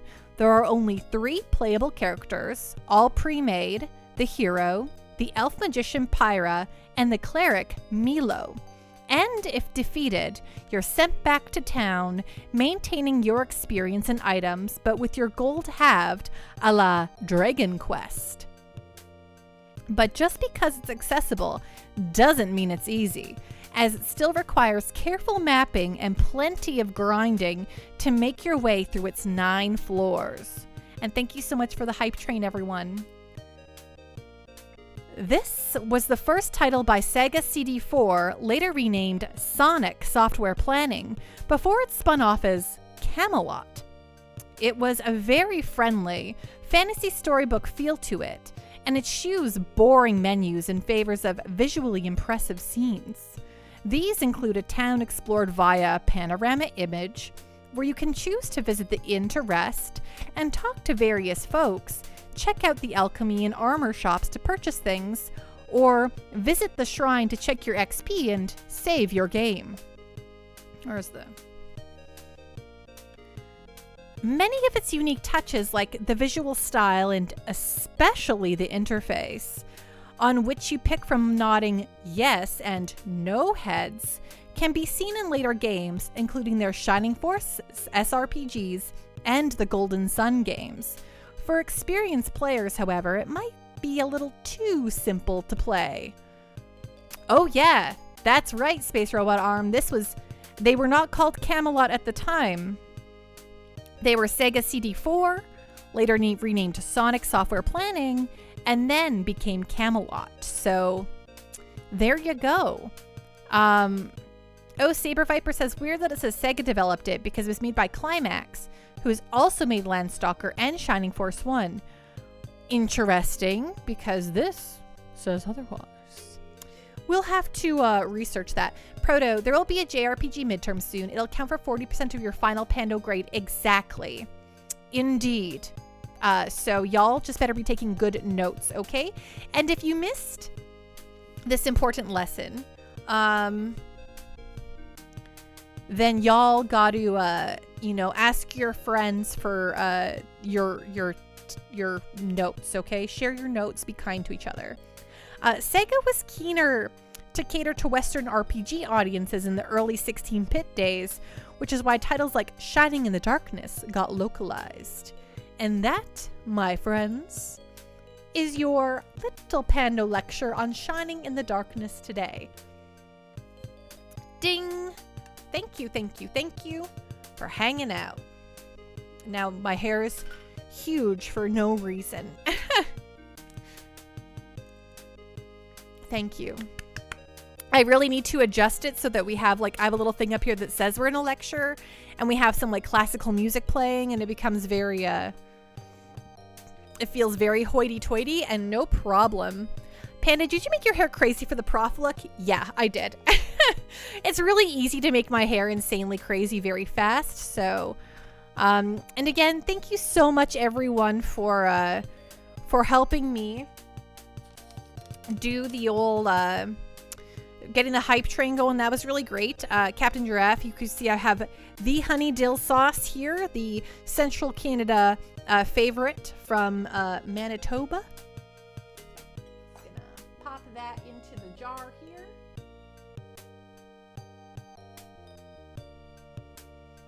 Jake, I thought you were only doing treat streams on Fridays. Yeah, I'm letting them fly now, Jake. If y'all are gonna feed me, I'll eat it. Whatever. Proto, honey dill sauce. Yes. Proto, have you been to Manitoba ever in your travels across Canada? Have you traveled to the center of our fine continent, province, country, God, every other thing?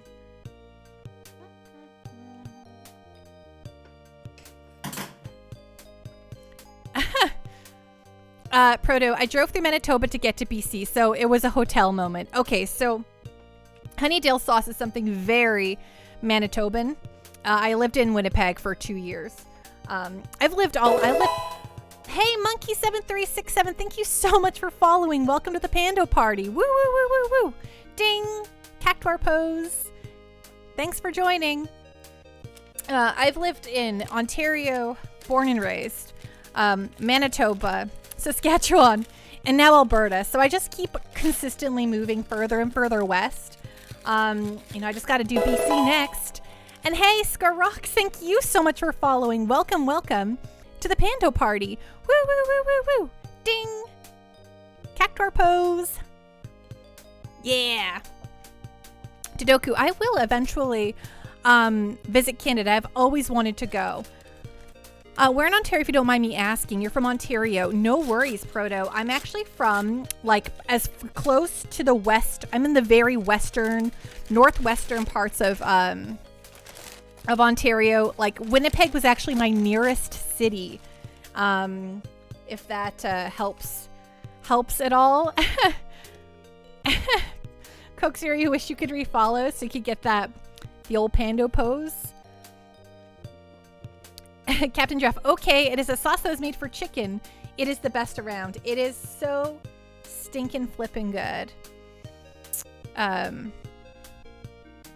I lived in the most like desolate middle of nowhere part of the dang country, Proto. You're from the capital region? Yeah, that's whenever I meet folks from Ontario and I'm like, yeah, I'm from Ontario. I'm like, but like further west than even Thunder Bay, they're like, what?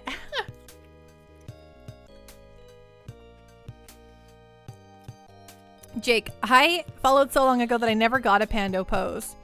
I predate the Pando pose. I don't even know when I started doing the Pando pose. I don't even know why I did.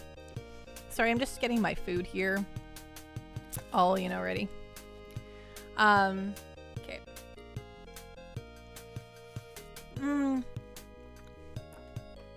Thank you so much, Scarrox. I really appreciate the follow. It means so much to me. You're very cool. Oh, thank you. I'm loving you so far.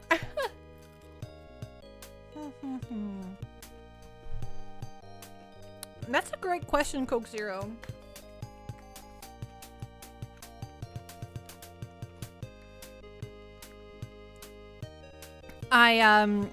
Oh my gosh, that Moogle, oh my gosh, look at him with his little heart head. Too cute. I love it so much. I have all my old videos archived. I should start like scrubbing through them all on YouTube and see if I can find the first Pando pose. You would guess lunar? Maybe. I bet you it's documented. I bet you it's in those archives. Okay. So we got out of here. I don't know if we have to go west or east. You were definitely doing it by Chrono Cross. Really? That early? Also, I apologize if I'm eating into the microphone. I'm really bad at not eating into the microphone or blowing my nose into the microphone, sneezing into the microphone, I'm kind of the worst streamer ever. Okay. Go east. Okay. East. Got it. I can do that. Yeah, chicken fingers. I love them. Wait, what? Am I missing something here? So take the linear path through the rocks. Well. Oh, northwest through the coastline. Okay. I got it. Let's go. Team, let's roll out.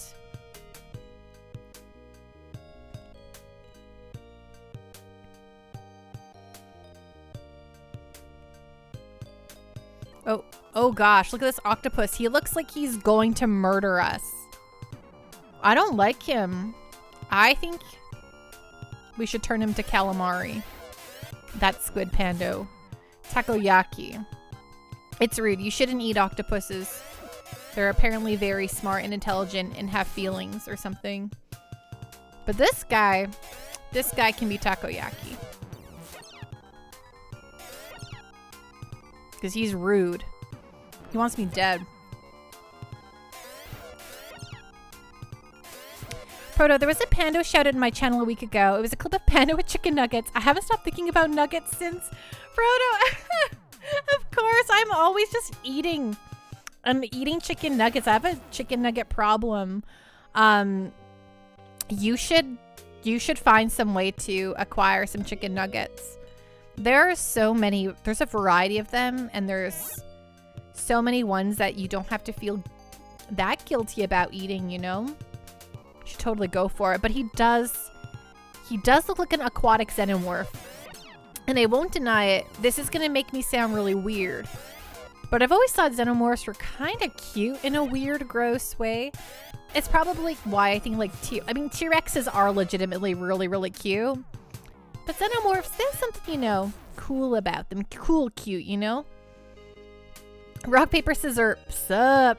Hello, rock, paper, scissors. How you doing tonight? What's going on? What's on the up and up? Techie Robert trying to bully Proto into adding treat streams. So much scope for trolling.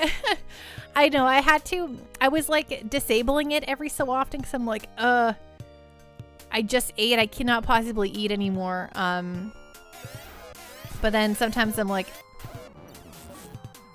let's just eat. Also, I swim every morning now, so I'm actually getting some physical activity in my days. Proto, oh my gosh, I know what you mean about the cute xenomorph. I'm so glad you agree. I've always been like, I like genuinely cute things too. Like I'm not like I think Pikachus and Snorlaxes are cute, you know, but I've also thought like weird reptiles with like snarly claws and like alien like xenomorphs and stuff were cute, you know? So I'm like, Jake, you always thought xenomorphs were kind of cute too. Yeah, they got a cuteness to them. I like them a lot. Space robot arm. I remember a show on Animal Planet back in the early aughts where some scientists speculated what life might evolve on Earth if humans left for stars. It ended with squids swinging from the trees and using tools. I want an Earth full of squids swinging on trees and using tools. I want to hang out with... Would they be like Hanar from like Mass Effect? Space robot arms. So do you cute xenomorph game people like Alien Resurrection?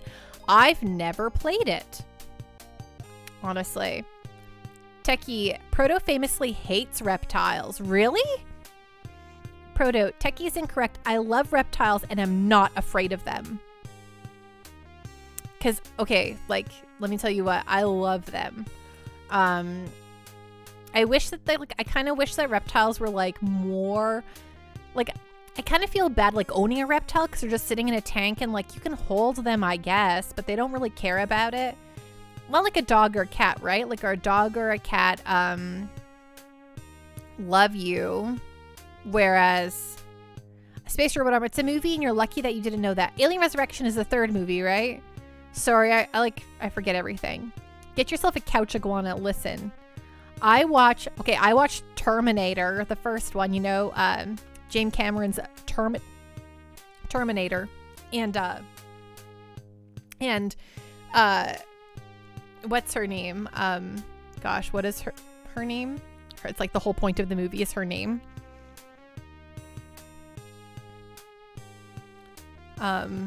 Sarah O'Connor. Right? I got that right? That's her name, right? She has a flippin' iguana, and I was like, I want a flippin' iguana. Sarah Connor, right? Okay, it's not O'Connor. Sarah Connor, right. Anyway, in Terminator, she has an iguana, and I'm like, she's living the right life.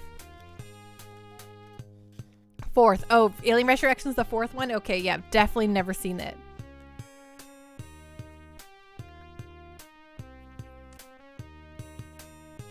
Pando secretly wishes someone would give her a swarm of lizards. A swarm. Mr. Bubbles. Biggest snake I've ever held was a 120-pound retic. It was like 20 feet. I've never held a big snake. I wouldn't be like... I've held like some medium snakes, you know, like that swirled around and were kind of cool. But I used to like go catch garter snakes. In front of my grandmother's place where I grew up. There was a place where snakes actually like migrated to every summer. The garter snakes, and I would go catch them all the time. You would, you know, lightly step on the back of their heads, and then I would catch the garter snakes and I would hold them and I'd be like, yay. And then I would try to convince my dad that I would bring one home to keep as a pet. He'd be like, no, go put it back where it could live a happy life on its own. Proto, tarantulas are surprisingly dainty if you're holding one in your hand. I've like, okay, so I think like the bigger the spider, the less kind of scary they are, because they look like, especially if they're really furry, they kind of look like, you know, a little weirdo mammal. I'm not 100% sure I'd be super great with holding one, because I think I'd be like nervous about it, and then I wouldn't want to like hurt him. But it, you know, it could be okay. Mr. Bubbles, you too? Would you catch grutter snakes? We call them tarantulas around here. Yes, in this game they are tarantulas. Tucky Rob, my Doris is about 100 pounds and 15-ish feet. That's a big snake.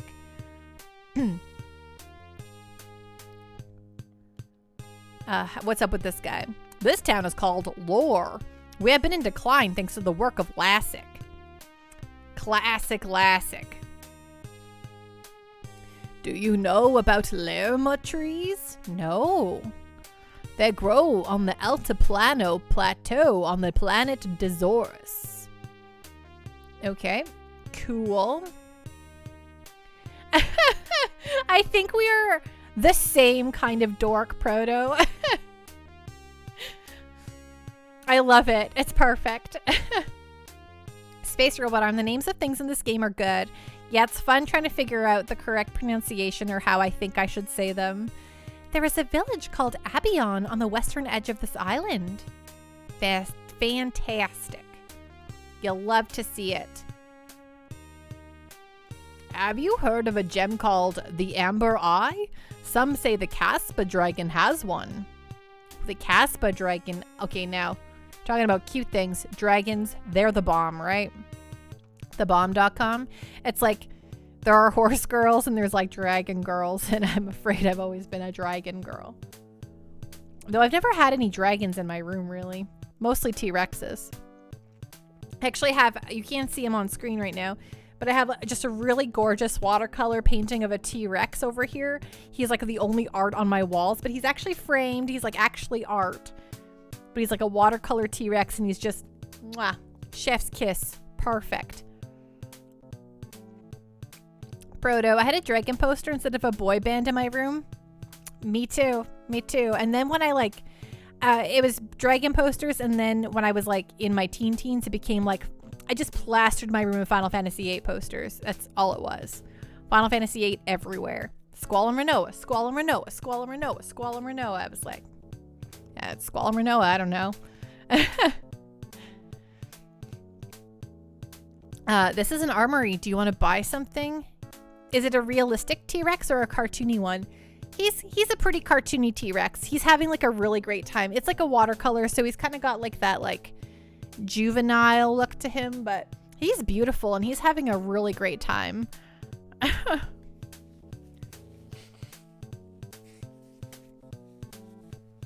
Proto, I'm just learning I have a lot in common with Pando. Yeah, it's Pando Planemo. Jake, I knew you two would.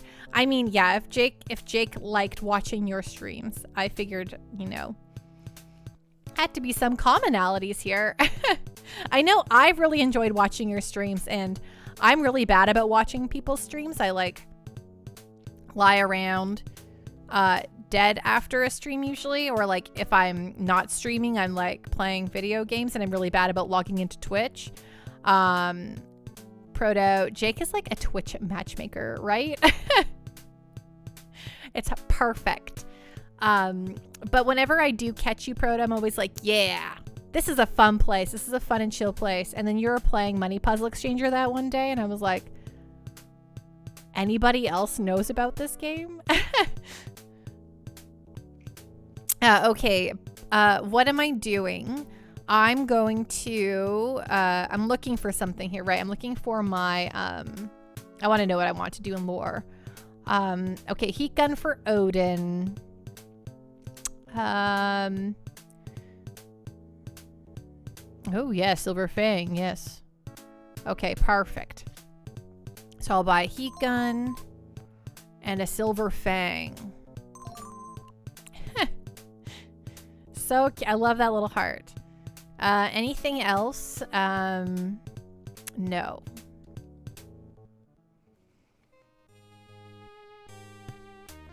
Okay, so let us see here. Item, we're going to equip What is this old name? Proto, there was also, I always remember that one time I was in your stream, we were talking about Dune, because you were talking about books, and I was like, yeah, I'm reading Dune, catching up for the movie, and I got caught up for the movie, but I have like 2 chapters left to go in Dune, and I just kind of stopped reading Dune. I don't know why. It was just like, I felt like I kind of hit my deadline to finish the amount I needed to see the movie, and I'm like, okay, I guess I'll finish this later, and it's just sitting there like unfinished. No, Jake, I don't know what happened. I was just like, I don't know. I guess I find the very back half of it to be just less interesting than the beginning stuff. So I just kind of got bored. But I'm like so close. Yeah, the Dune movie is barely half the book though. Yeah, it is not. It's like I'm so close to being done the book. I read on a Kindle. I used to be very adamantly paper books only, and then I lugged The Count of Monte Cristo. I bought a Kindle and I read The Count of Monte Cristo on an airplane, and I was like, imagine if I had the actual book here and it was like, you know, the giant tome. I'm like, I wouldn't be able to do this. So I fell in love with it after that. Which, by the way, Count of Monte Cristo is rad. But I, yeah, there we go. Silver Fang on Meow. But I still haven't got around to finishing, Dune, which I don't know why.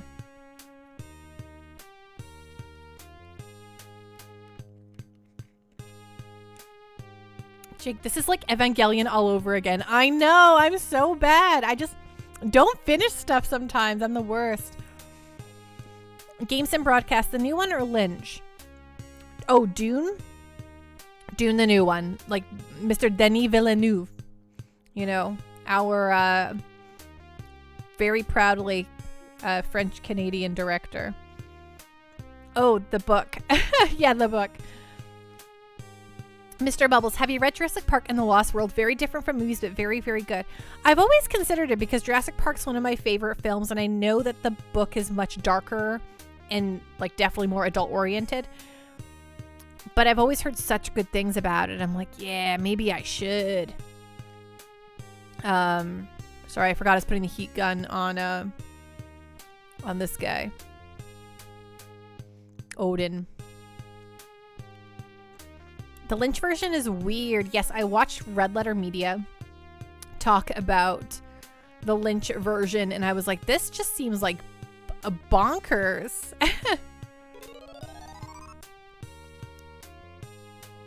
Mr. Bubbles, you're reading them again for the first time? Nice. So I watched Drive My Car, which is a cinematic adaptation of not Miyazaki, Murakami, the very, very famous Japanese author. He had a book of short stories, and then they they adapted one of them into film, which is called Drive My Car, which is a Japanese movie that I watched recently, and I was very like, yeah, this is great. And now I like have a real hankering to read a piece of Japanese lit, because I really like Banana Yoshimoto. I really like Murakami. So I think that's the next kind of book I'm going to read, is some modern Japanese literature. I don't know. Jake, have you watched the Count of Monte Cristo movie, Pando? I forgot. No, I never have. But I watched the Count of Monte Cristo anime, which if you've never seen it, it's the bomb, okay? The Count of Monte Cristo anime is really one of the best things I've ever watched. Games and Broadcast, you love the Lynch version? I think there are people who legitimately love the Lynch version. Mr. Bubbles, the Count anime is awesome. It's so freaking good. I actually watched it before ever thinking about reading the Count of Monte Cristo, and I was like, this story is the bomb. What is this book? Well, I knew what the Count of Monte Cristo was, but I just didn't ever think I would care about reading it. And when I watched that anime, I was like, I'm reading the book now, which I love the book even more, because it just, it's so freaking good. Protoplumo, you also watched the Red Letter Media review of that, right? I really love Red Letter Media. They save me from watching a lot of stuff I don't need to. You're going to try to kill Elastic, I hear. That's great. I have heard that a certain crystal will block evil magic. Ooh. JK, watch the anime before the book too. End the movie. Oh, that's awesome. Games and broadcasts. It's a love that recognizes the glaring faults and stays about arm's length from. But yeah, I can't wait to. I totally want to. Like, it's also just like a flippin' gorgeous anime too. It's so unique and special.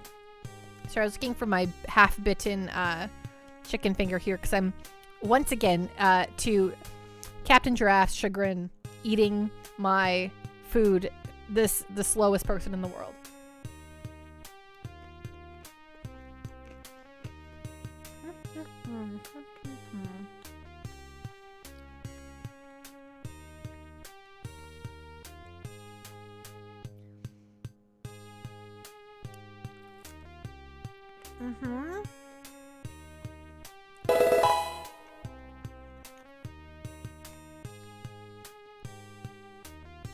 This is very Canadian and very local to a very specific part of Canada. But this is the sauce, the bomb sauce. This is the ultimate chicken finger sauce. Yeah, Proto knows. If you can find a way to order this for yourself online. If you like dill, it's incredible. Just my very favorite.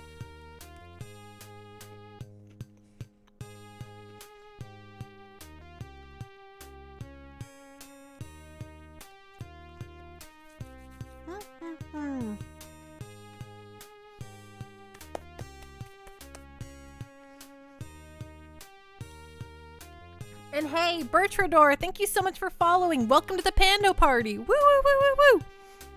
Ding. Pando pose. Oh, Cactuar pose. Something pose. I'm so sorry. I was eating and then I read your message and I'm like, oh, I better say something. And then I kept eating like a schmuck. Sauces do rule. 3,000% agree. 4,000% agree.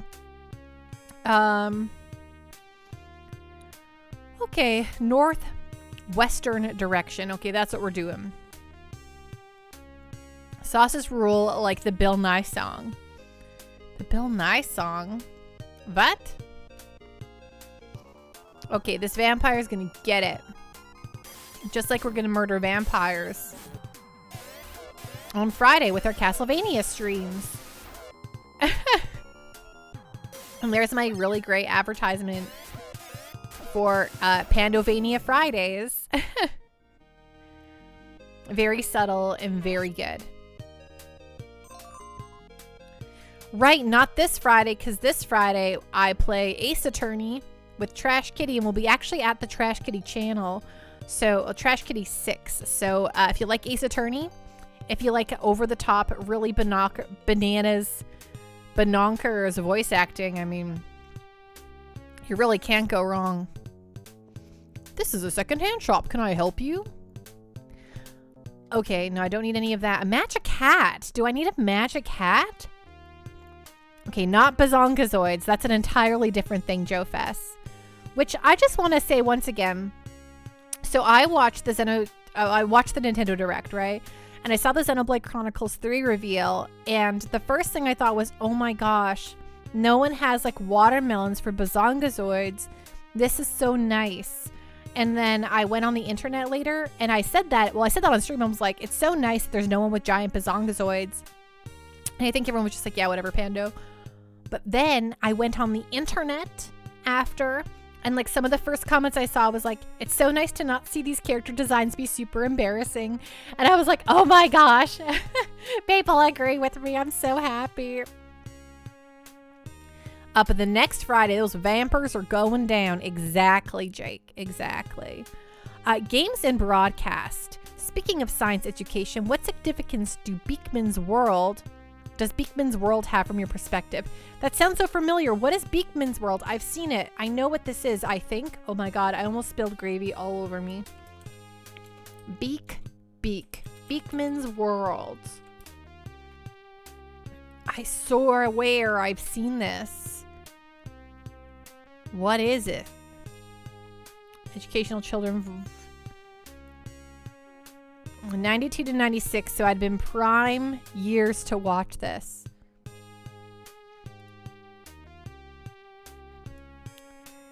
It's like a rat? Oh, jeez. Yeah, I think I might have watched this like sometimes, but I never watched it. Maybe you're about to awaken memory. Yeah, I've heard of that. Saber Viper. Oh man, Beekman's World. I haven't thought about that in forever. Yeah, it's like one of those like, oh, I absorbed like a piece of fat in my brain that remembered something.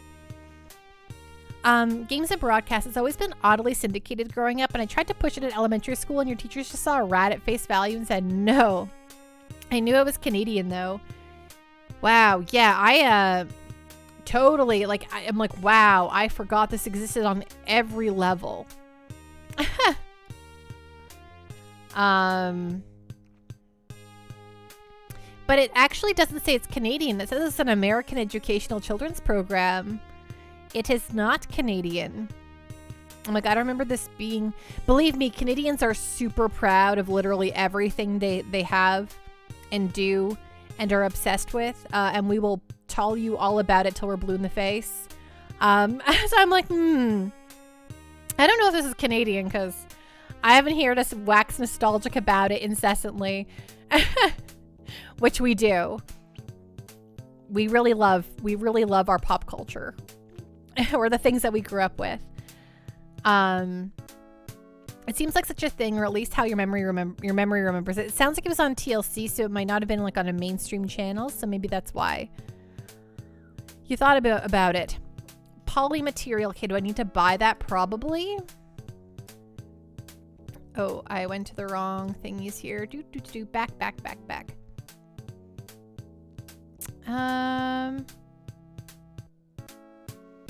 Okay, so... Okay, we need the polymaterial.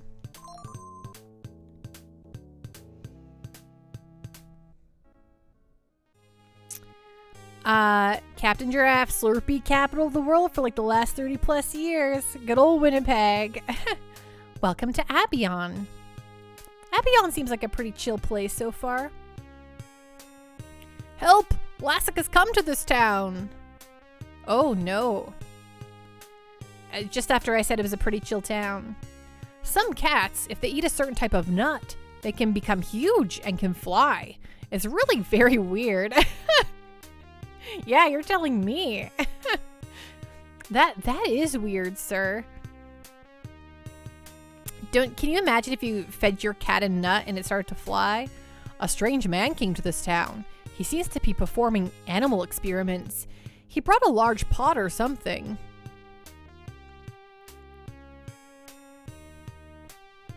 I'd like to travel in outer space. Yeah, that'd be pretty cool. Hey, lady. Though, you know, I'm terrified of flying, so I don't know if I'd be a very good spacefaring person. This is an armory. Do you want to buy something? Yeah.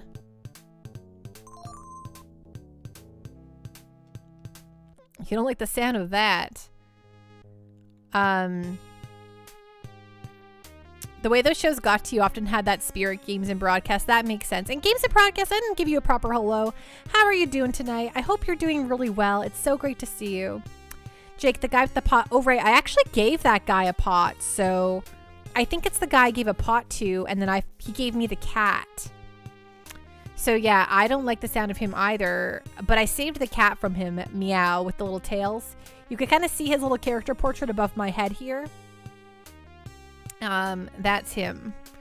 But I saved that cat, so, but I gave him the pot for the cat, so. Item. Equip the laser shield onto Alice. Yeah, perfect.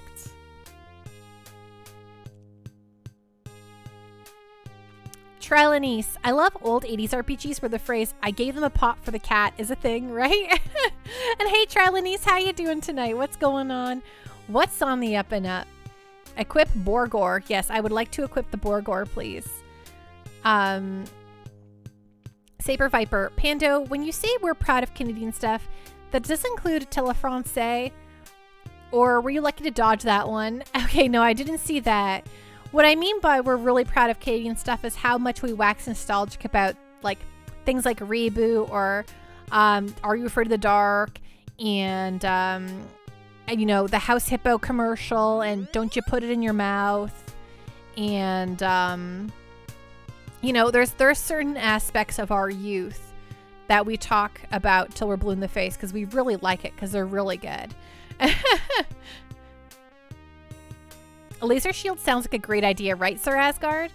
Sir Asgard, Tele Francais was great. A true classic. I'm not sure I know what that is.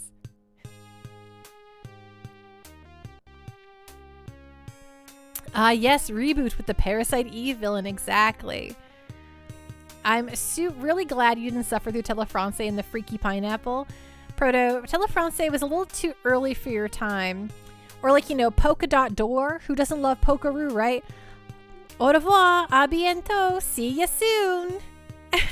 The Polka Dot Door, the Polka Dot Door.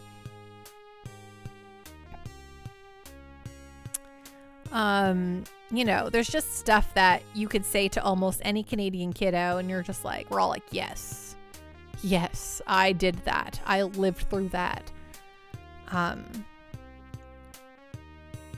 Sir Asgard, guys, did you know the Pokeroo was the other guy? No way. Captain Giraffe, Tele Francais was just like, this is supposed to teach me French? Joe Fest, I've been playing Arceus for too long. I heard Poke Door. Oh, not Polka Dot Door. Saber Viper, you're lucky too. That's how you were taught French. Well, that and Soul the Clown. I learned French. I feel like all my French teachers just put on Pangu for us, which, you know, I don't know what was up with that. Oh, I got the hiccups.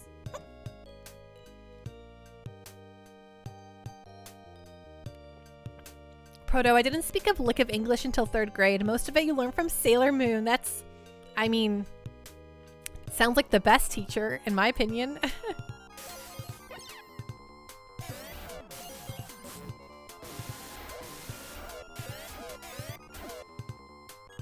Games and broadcasts. There's at least a few 45-minute-ish specials or musicals that I probably watched a million times as a young kid, and it's so bizarre how rooted some of that stuff is. Tell me about it. I mean, like, there was a commercial that was like a public service commercial for kids in Canada, like to explaining to you not to put like anything in your mouth so you don't like poison yourself, right? And the song was like, don't you put it in your mouth, nuh-uh. Don't you stuff it in your face, no. Though it might look good to taste, like a muffin or a beet,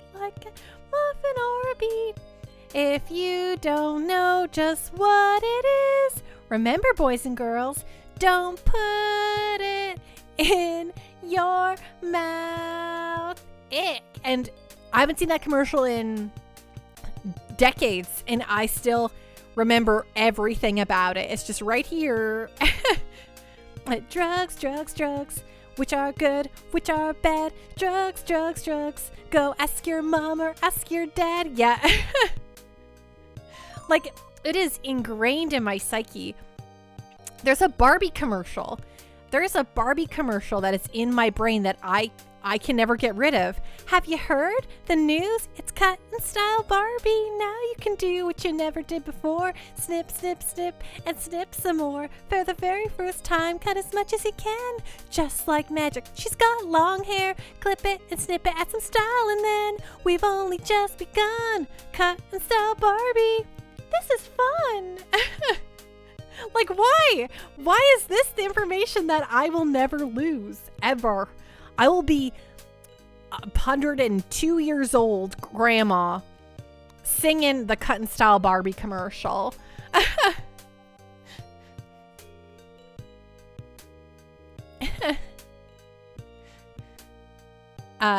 Games and broadcasts. Yeah, I think I would have like that was like a cartoon lice education character pointing at me in the morning, and shampoo can't stop us. Oh no.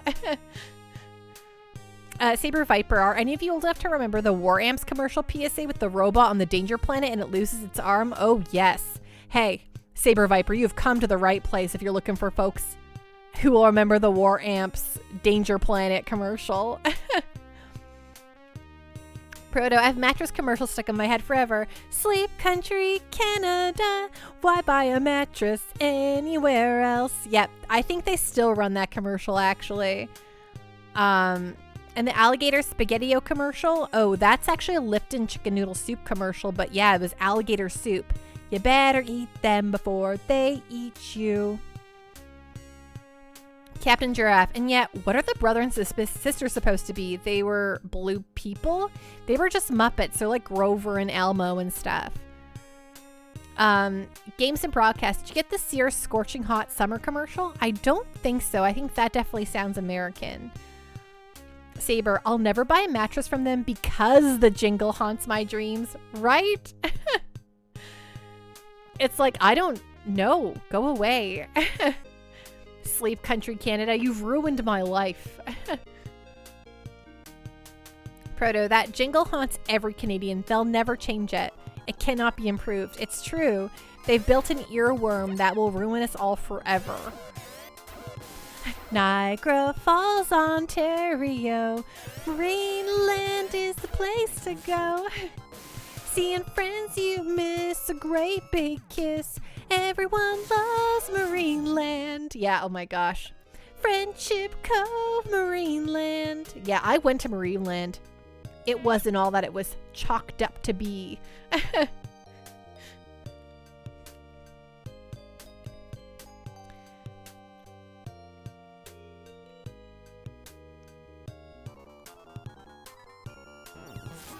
The house hippo is 100% real. Yeah, I've got one living in my place. Proto, Marineland made me sad when I went there. Yeah, I went there for my grade 8 Toronto trip and I was just like, why? Why is... Especially when like Canada's Wonderland is like an hour or so away. I'm like, why would anyone choose Marineland over Canada's Wonderland? Too bad it's more like a Marina Boost land. Yeah, I think they're pretty bad about that stuff. Marineland does seem like a sad place. It really does. Games and broadcasts. It's like a domestic couple talking about getting central air installed, but they have an uncanny sort of conversation. An uncanny sort of chemistry. Oh, okay. It sounds like something that could get stuck in your brains forever. Marineland, it does seem like a sad place. Yeah. It's just, you know. I don't know. And when I went there, like, I don't think they were doing any of, like, the animal shows. I just rode, there was, like, nobody there. So I just rode the roller coaster, like, over and over and over and over. And I was like, whatever.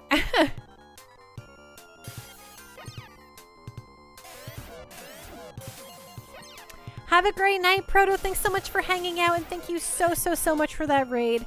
Rest well, be safe, and we'll see you around again, okay? Have a great night. Ren, really, thank you so much for that raid. I really appreciate you sharing your community with your old Pando.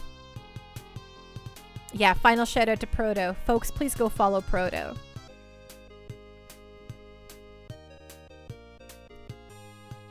Saber Viper. Oh no, I just remembered an old Arby's ad. Bacon cheddar curly fries. Bacon cheddar curly fries. Only for $2.99. Don't you miss $5 foot long? They are not $5 anymore. Exactly. I agree, Jake. Proto is cool and everybody should follow her. Okay. How do I find out which is, can I just use this thing on any of these, like, pieces of, oh, the blue door, of course, that would make sense. Why would it be any other house but the one that is standouts from the rest? Item. Let us use the poly material. The bottle cap opens and the contents quietly leak out. Oh, look at Hapsby. I love him. I'm Hapsby. Thank you for finding me. I can fly the Luveno for you. So much brainwashing. It's because what happened is, you know, I think this is, you know, written in textbooks and stuff like that. We all know this, but Reagan, the Reagan administration was the one to be like, you know what? Y'all can just advertise to kids with abandon, with reckless abandon. Go for it. Limits are pretty much all off. And guess who was born in that era? Us 80s kids, or us 80s babies, who would then grow up inundated with commercials. And it's why I think, I don't know, there was just so much for us. And we were the first like generation to really have that. Like, I know that kids probably got advertised to when they were like, you know, in the 60s and 70s and like, you know, 50s. But it was very like not as insane as it turned out to be. Yes, interspersed with ads for toys. Yes, they could just advertise everything to us. Sir Asgard, we are now too, but it's influencer commercial, which are more insidious, I think. Oh, agreed. 3000%. I just think there's a reason why we think about it so fondly, almost. Like G Fuel, anyone? Yes, He-Man was a show made specifically to sell toys, right? How about a VPN? I'm just eating some more food. Just give me a moment here.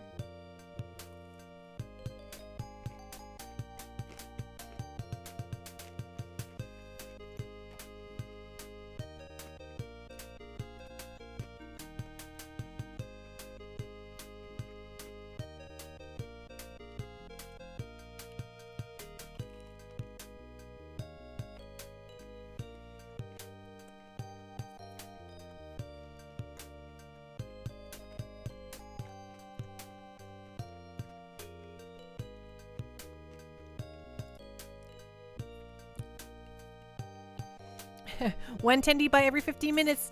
Do recommend. Yep. It's very delicious. I'm having a great time.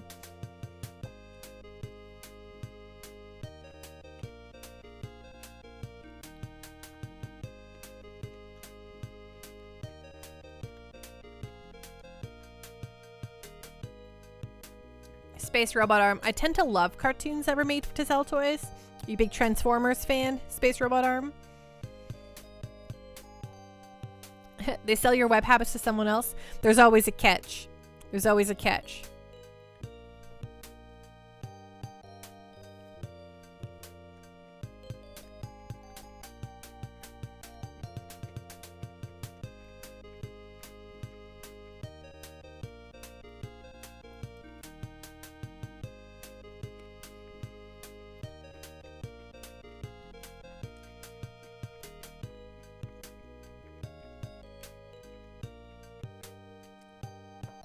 But Ninja Turtles, originally, was actually a pretty gritty comic book, right?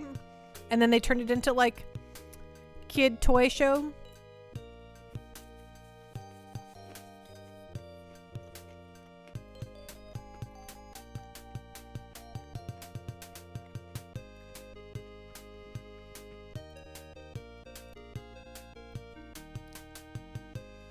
I'm gonna heal before we cross this river. Oh, there's no way to heal here. Okay, Nembium.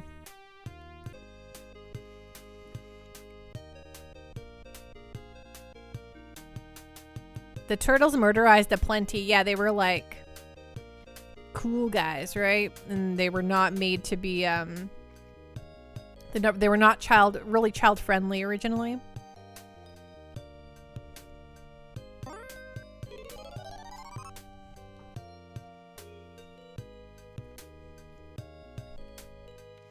Sorry for your eyeballs.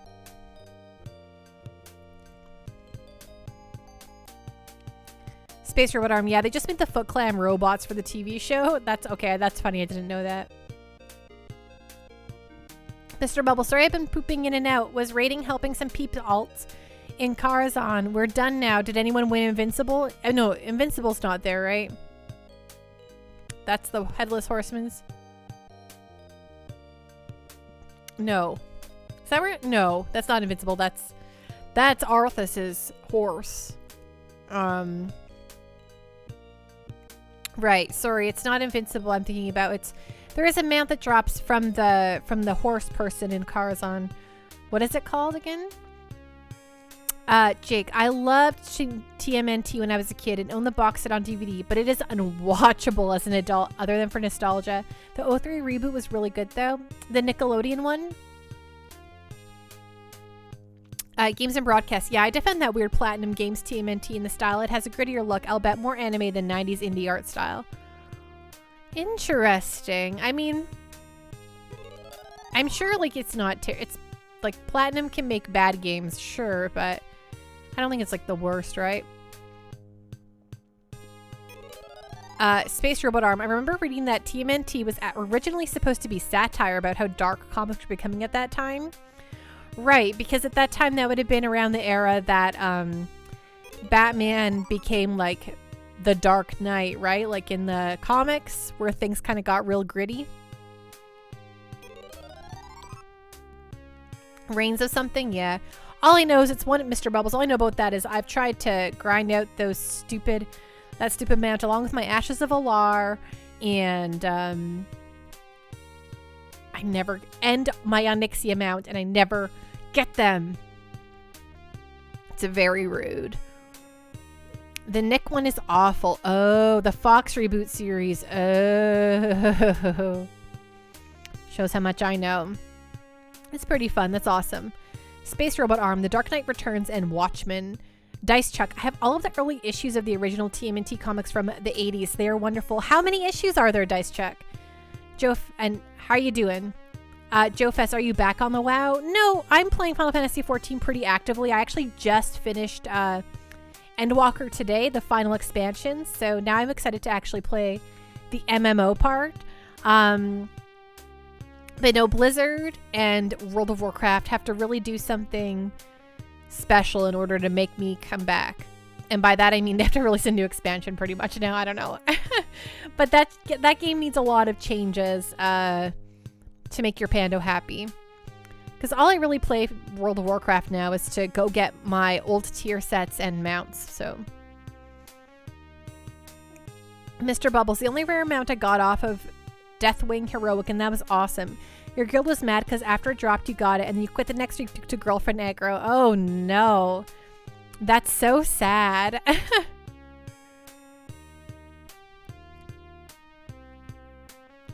We can board the Luveno and be on our way. Perfect. Let's go board the Luveno. Oops. Larger shoulder pads. The secret to bringing people back to WoW. As a holy priest with a blood elf, I didn't want large shoulder pads. I wanted like cool. My favorite tier set forever is the tier 3 set. Not Karazhan, the Naxxramas tier 3 set with the little glowing wings that come off the back. I was like, ugh. The little halo, I'm like, there's nothing else I need. This is the most perfect tier set. And that pretty much has stayed the case, except for I think that the Hellfire tier set from Warlords of Draenor is really flippin' awesome. And Mr. Bubbles, your girlfriend pulled the either it's me or WoW, and you know, I loved her at the time. Mr. Bubbles, tier 3 priest gear is sick on a spoopy priest. Holy priest for me forever. Never will play anything else. Okay, I think we're going to Uzo. Yeah, Uzo. We are heading for Uzo on Motavia. Yes, please. Hey, Games and Broadcast. WoW sequel or whatever that entails. You're going to have a Master Chief armor and Voodoo Vince mount. I mean, like, first, like, point. Microsoft owning everything bad. Monopoly's very bad. But let me tell you what, Blizzard, they weren't doing anything that good in the last decade or so. Last, about 10 years. And things are being run very poorly. So I'm kind of interested in seeing what new management might pull in. Sir Asgard, you're a prop paladin.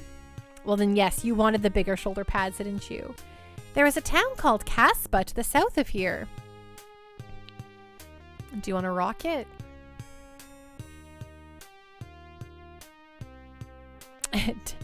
Space Robot, did that Diablo mobile game ever come out? I think as with all Blizzard things, it probably is delayed to like forever. Space Goat, Microsoft buying Blizzard is one of the few cases where I clap for Microsoft. I mean, Microsoft's gonna just, I think it's better for Activision properties too, because Activision only made, like, they dropped everything they owned. They're sitting on a whole bunch of stuff, and they're just like, I don't know, let's put out another Call of Duty this year, I guess.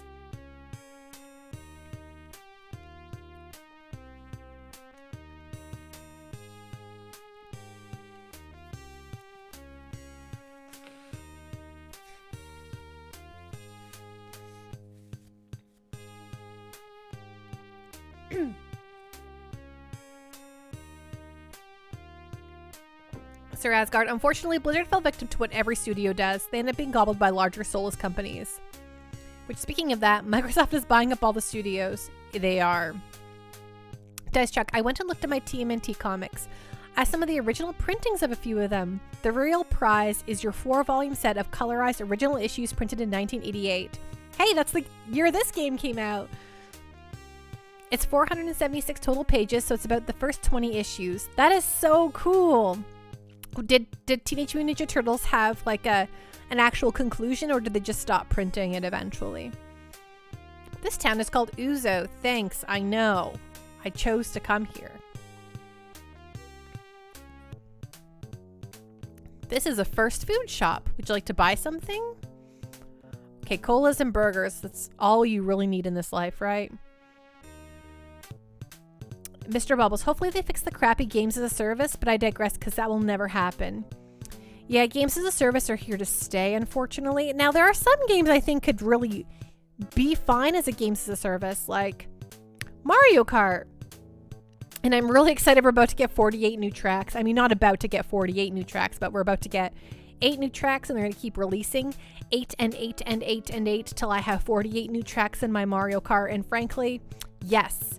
Turn Mario Kart 8 Deluxe into Mario Kart Infinite, and I will be happy. I'll be happy. Just give me new Mario Kart forever.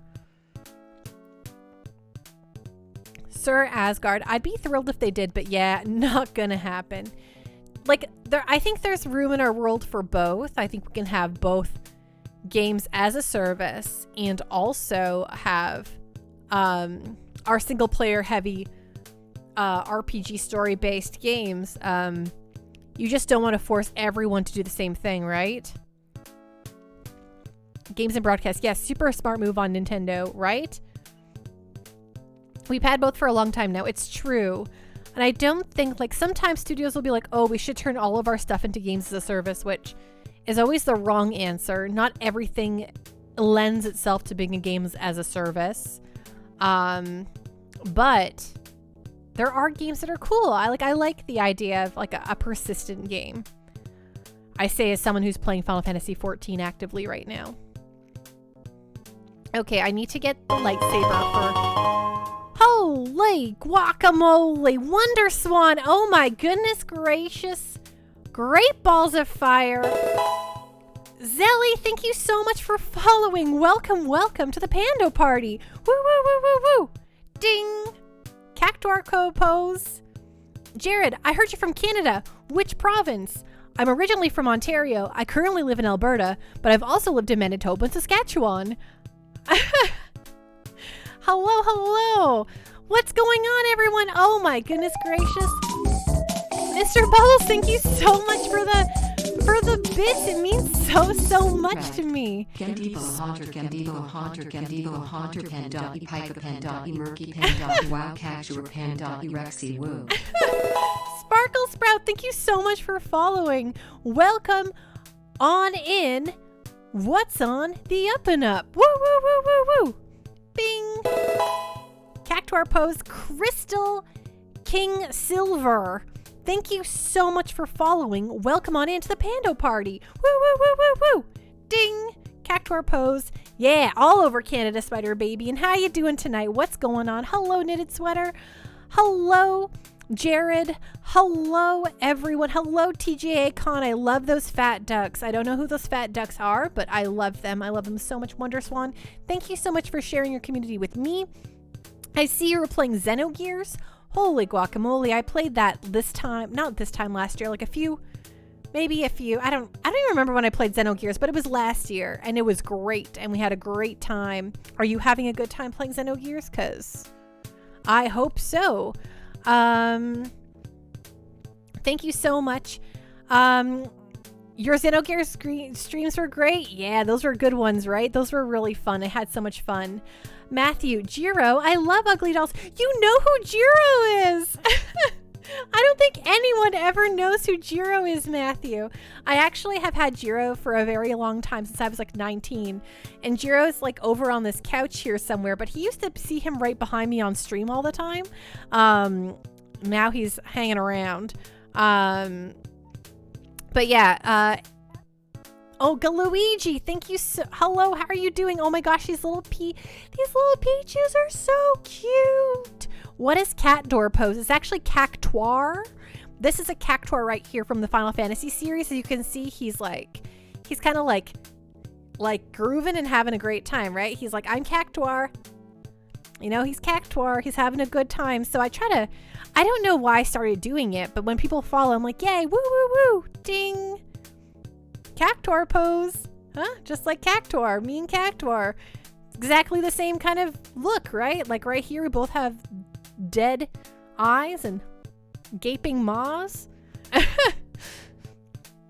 Just catching up on chat here. Dice Chuck, it had various story arcs that ended sporadically, but after they became huge, the printings became more erratic and the creator had less and less input as it became more and more involved with the business side of things. The cool thing is that they sold off the rights to the Turtles. They retained their rights to print a certain number of issues independently themselves for life if they wish. Peter Laird was a room in his new house specifically for when Kevin Eastman wishes to join him. Doing some issues again, but unfortunately Kevin hasn't taken up on it yet. Saber Viper, where did you get your Snorlax? This was actually a gift. Someone else previously owned this Snorlax and decided they had no more room for him. So now he is my Snorlax. They said, yo, you want a Snorlax? And I was like, yeah, I want a Snorlax. Matthew, you have a couple Ugly Doll plushies as well. That's so awesome. My sister has an ice bat. You get it. Cactuar. It's cute. You like it. Thank you. I'm so glad. Don't go near unless you like those needles. Exactly. Cactuar is going to show you what's up. I understand that I sometimes, your Pando will slur her words. I will not say things correctly. And then what should be Cactuar pose sounds like cat door pose. But yeah, oh my goodness. We're playing a video game here. We were supposed to be at some point. I'm supposed to be eating some food too. It's taking me like hours to do so. I'm glad you like it though, Spider Baby. You're reminded of you fighting that something wing orphan in Xenogears? Right. What?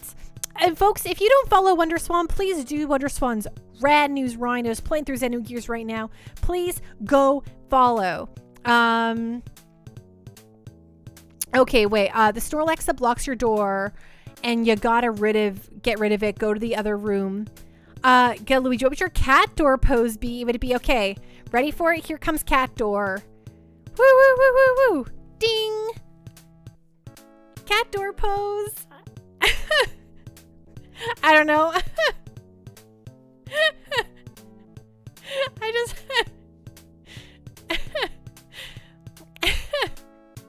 Thanks. I was like, we need a door. Thanks. Welcome on in. I'm embarrassing myself. You know, my cheeks are now red. So, anyway, please go follow Underswan. Also, if you don't know who I am, hello, I'm Pando. I stream almost exclusively JRPGs with special Castlevania nights on Fridays. And bonus streams can be literally anything, including a myriad of platformers and indie games and just, you know, anything. I love video games. Video games are great. Video games are my favorite thing in the world. So, more like just lays in front of a door making it unable to open. That would be a true cat door pose. It's true. Unfortunately, I don't have a cat, so I think I forget all the catisms. Raid intros are so key. TGA Con, have you done Vampire Survivors? No. What is Vampire Survivors? I'm very curious about that. Vampando's curious about that.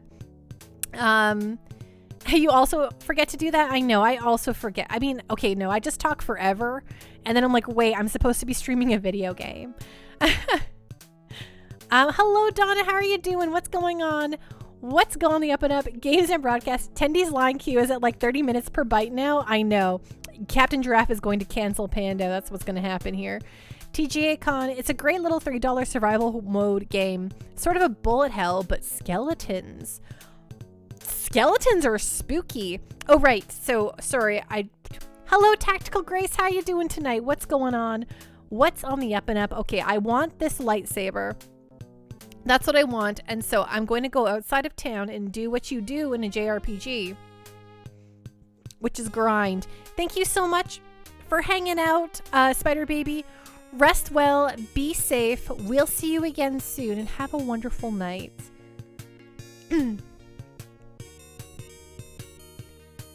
Mr. Bubbles, Vampire Survivors is like the old Xbox arcade game, like, I made a game with zombies in it. The vampire game super rules. Oh, great. Y'all making me want to inspect this vampire game.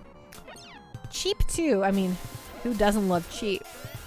Tactical Grace, playing Tales of Vesperia as I watch you. Vesperia, fantastic. I haven't played that game since it originally came out on the 360. Which I'm always like, yeah, that was just yesterday, but that was a long time ago. It was a long time ago Vesperia came out, and I'm getting old, and my witnessing as my life slowly passes before my eyes. Noah's tied up. Yeah, sorry, Noah. You're gonna have to deal with it, I guess. Oh, I didn't mean to go back into town. Oh, no, wrong way. This isn't out. This is out. No, this is... I don't need your healing services. Thank you, ma'am. Yeah, feel bad about it. Okay. The vampire game has retro pixel artish too. Well, that sounds not unlike every other sweet indie game out there. Okay, so... oh my gosh, I did it again. See? Okay, and then it puts me at that entrance, which makes no dang darn sense. I should be, you know, no complaints. You shouldn't complain. Is that a barrier of sandworms? Yes, they actually call them antlions, which sounds very akin to like the Final Fantasy IX antlion. But they look more worm-esque. It's a roguelite too, you think. Wow, y'all are just... Tell me the things I like. It has vampires. It's a roguelite. And it's pixel art. What more does one person need? You know? That's what I want to know. Whoa! Look at Skull N. He looks like he means business, except I just murdered him, so... Skull N. Take a long walk off a short dock. Your buddies are addicted to it? Is it on Steam or Emer? He's the yeah, the English skeleton, Skull French. It's Steam. You know, the last game I played actively on Steam was Loop Hero, and now that I've said it, I kind of miss playing Loop Hero. That was a really great game to just absorb my brains into. Skull N was, you know what, Zelly, I'll agree. I think Skull N, I can see the cuteness there. I was just talking earlier about how I think xenomorphs are cute, so I can see, you know, Skull N being cute. And here's E Farmer. And now E Farmer's dead. I murdered him. I just want to have like 4,000 gold.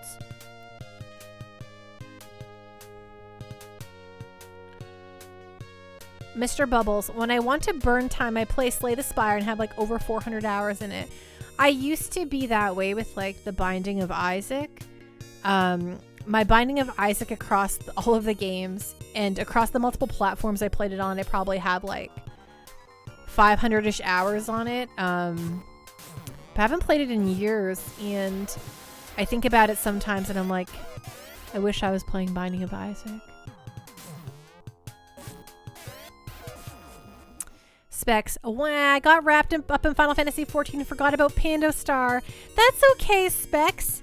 Thanks for your help in Final Fantasy 14 earlier today. It was really fun doing that final trial with you there. It was a good time. Killing farmers, yeah. You know it, Sir Asgard.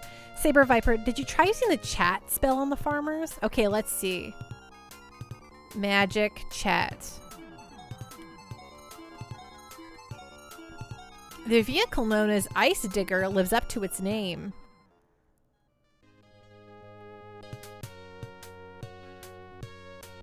What?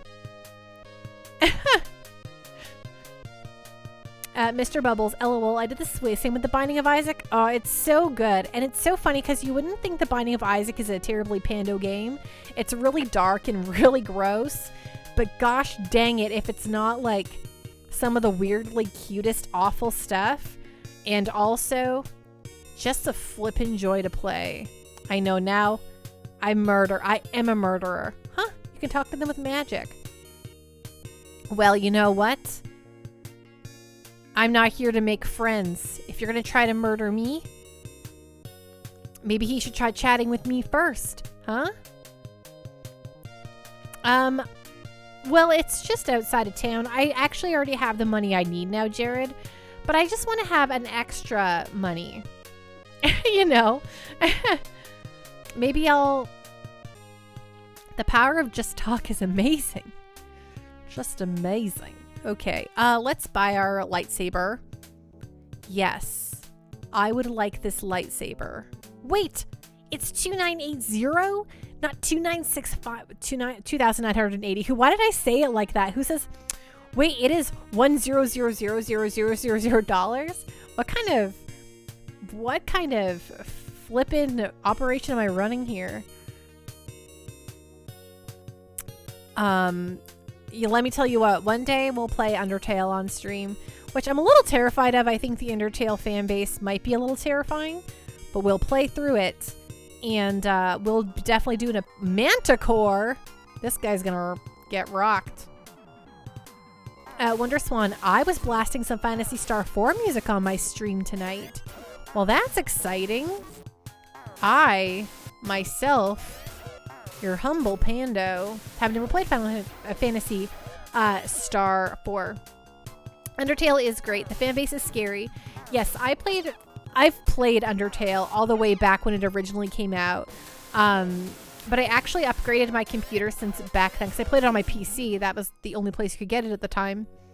So I lost my pacifism run, which was, you know, always a bummer.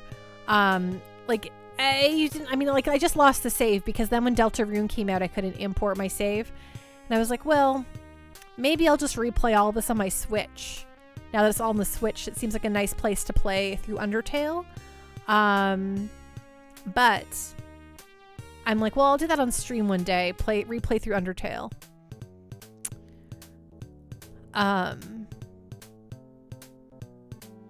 Quick, talk to the Manticore. No, I wanted his money. What? Space Robot Arm. Similar reason why you never played Mass Effect 2. Couldn't import your save. Yeah, that's a real bummer. Were you going from PC to Xbox or Xbox to PC?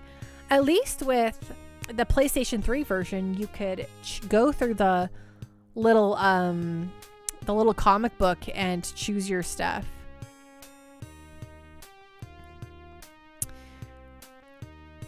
Is there a place I can sell crap? I guess I don't need to sell crap. I'll just use some of the junk that's on me here. Item. Yes, here's a cola. Use it on Noah.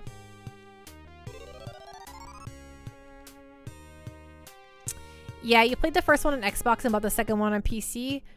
Fair, fair. It seems like it's funny. It's an interesting way to do that because I would say that Mass Effect 1 is much more the PC better version, and then Mass Effect 2 is much stronger on the console.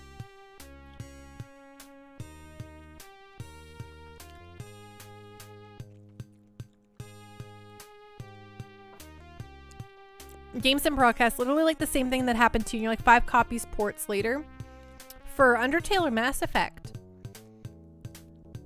Mr. Bubble, sorry about that. Stupid 12 a.m. loss of internet from stupid Comcast. Never apologize, Mr. Bubbles. And I hope that you're doing great. I hope your internet doesn't suck anymore for you. Is this a secondhand store? This was a food store, right? No. I wanted to sell stuff, but I can only sell stuff at the secondhand store. Rude. All right, but I can buy my lightsaber now. Oh, Undertale. Yes. Yes, me too. It's okay. I've only played through once, so I'll do my pacifism run of Undertale finally again.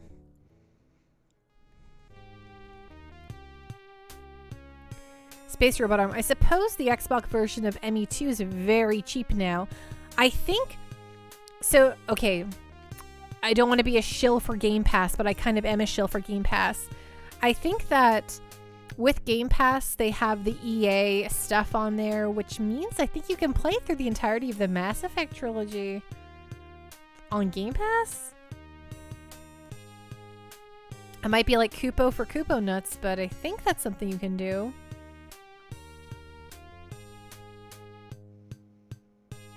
Oh, I mean equip the lightsaber.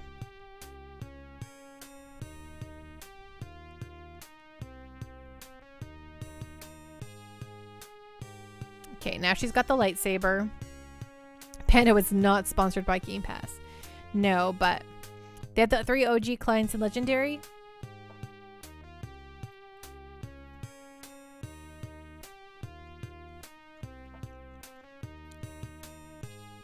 Space Robot Armor. It was always PC 360, but it was, yes, it was Microsoft had the exclusive, the timed exclusive until it came out on the PS3.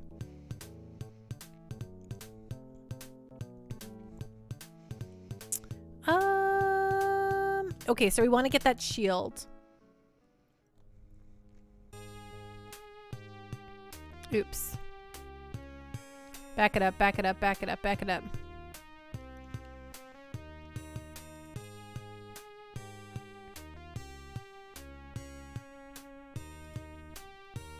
I think the laser shield is better than that one, but we're going to get the ceramic shield for Odin.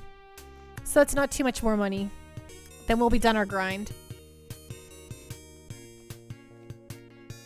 Games and broadcast. I'm not sure how the cross correlates with what version EA plays, specific, and etc.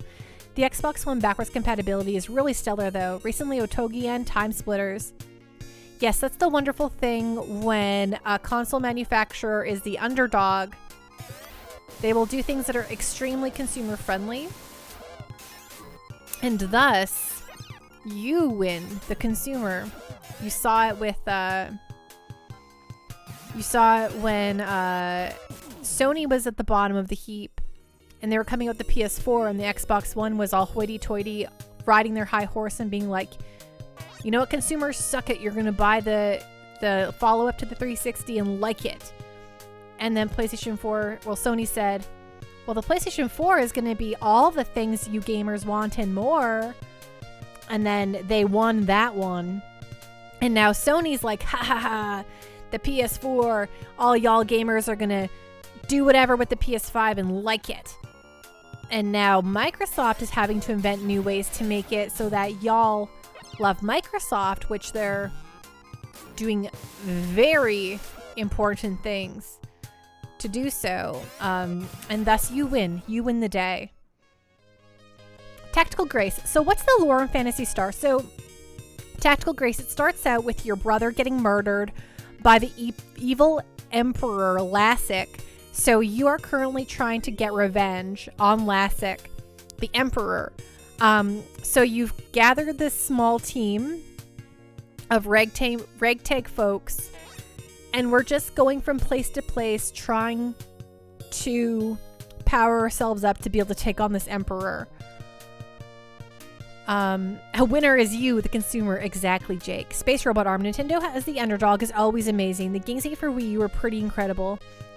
Yeah, I kind of like, I really wish we could get that Xenoblade Chronicles X, but I'm kind of wondering if I just have to buy it for my Wii U and be done with it. Games and broadcast. I want to build a relationship with Milo in VR. Ugh. Oh my. Jared, Microsoft bought Activision Blizzard and getting so much good PR for it, which is wild since, consider it's actually creating a monopoly, which very bad for consumers. But at the same time, Activision Blizzard was one of the most reviled game developers out there and publishers out there. So, I mean, people are hoping for a change there, right? Sir Asgard, yeah, unless Microsoft kills Sony, and then I promise you we can all stop being the winner real fast. It's true. I don't think that will happen because Sony's based out of Japan, and there's a lot of rules about what can happen there. So I think that Sony being Japanese will prevent that. Zelly, it's crazy how Microsoft pulled the HD DVD versus Blu-ray war as a way to distract Sony from digital media. It's really wild. I was actually at the CES, the Consumer Electronics Show, the year that HD DVD was about to die. And the big Blu-ray booth was just banging and popping, and people were everywhere, and there was just so much stuff going on, and everyone was so happy and having a great time at that booth. And it was loud, and then the HD DVD booth was so small, and no one was really there. And I was like, oh no. And they were like across the aisle from each other, and I'm like, I think HD DVD is gonna die. And like a few weeks after that CES, like HD DVD was like, we're out. Hey Rex, how you doing tonight? So great to see you. But as with all digital media, whatever porn chose was the winner. So Sir Asgard, people used to love Blizzard so much. I went to 3 BlizzCons in a row, 08, 09, and 010. I was obsessed. Sir Asgard, I would have died for Blizzard. If it meant I could work there, I was like so in. I like wheedled my way into like meeting a lot of Blizzard execs. I was like I am the biggest Blizzard fangirl ever.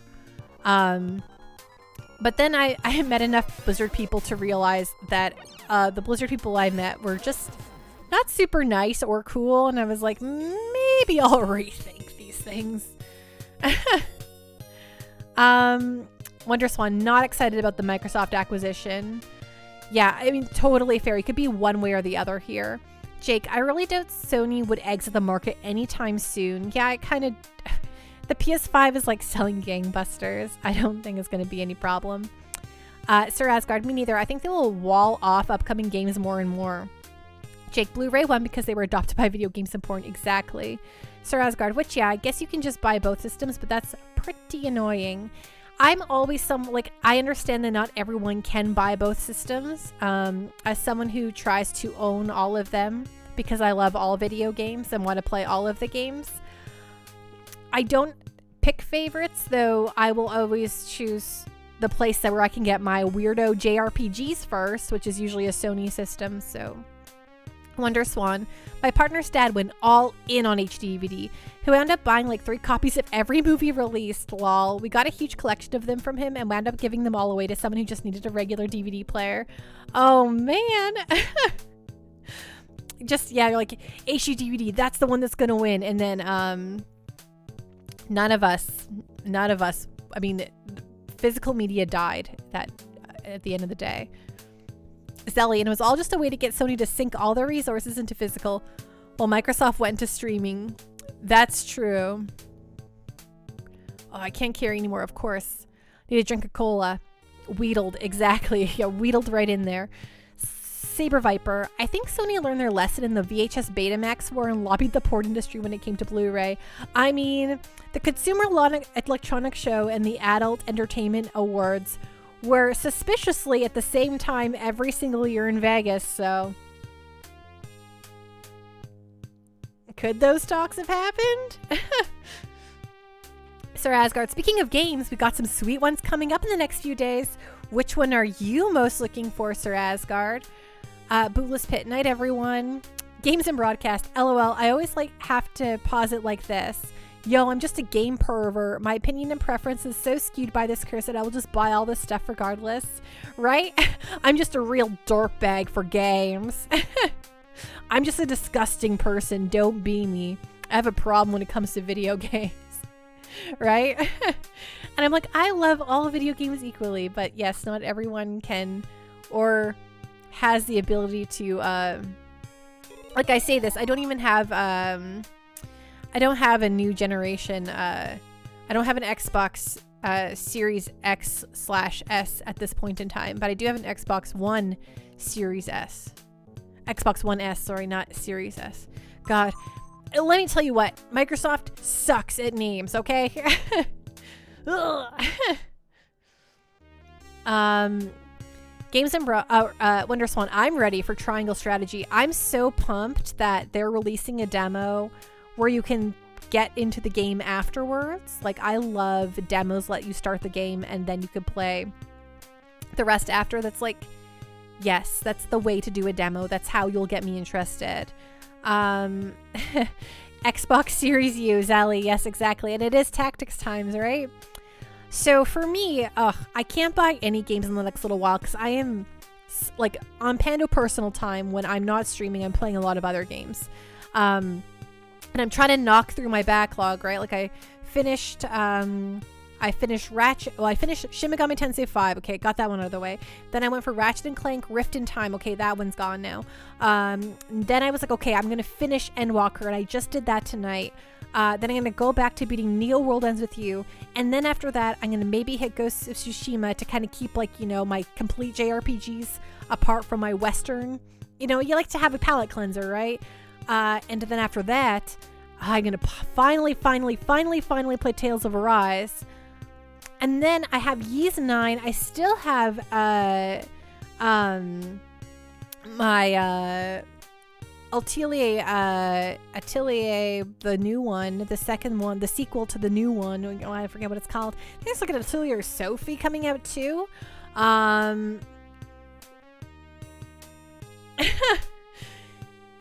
You want to try Tales of Arise? Yeah, Zelly, I am so excited. So one day you'll see my game shelves. Jared, my favorite thing to do is have hundreds, thousands hours of games staring at me and not play them, and then buy more during sales. See, I always try to have, okay, I've definitely talked about this before, so bear with me, all of y'all who've heard this, but I have like two, like, people talk about their backlog all the time, right? But I have like two backlogs. There's like the backlog of stuff I absolutely intend on playing. It's stuff that I bought in the last year or so, and it's like, okay, this stuff has to get done. Like, this is stuff I really, like, I've actively bought this to actively play it right now. And then I have the theoretical backlog. I call that the theoretical backlog because, like, it's games that I own or games that I'm interested in playing. Yeah, games that I own, but I have no idea when I'll get around to playing them. Like, zero clue. I don't know if they'll ever get slotted in anytime soon, but they're there. I own them. I just don't know when I'm ever going to get to them because I probably bought them like multiple years ago.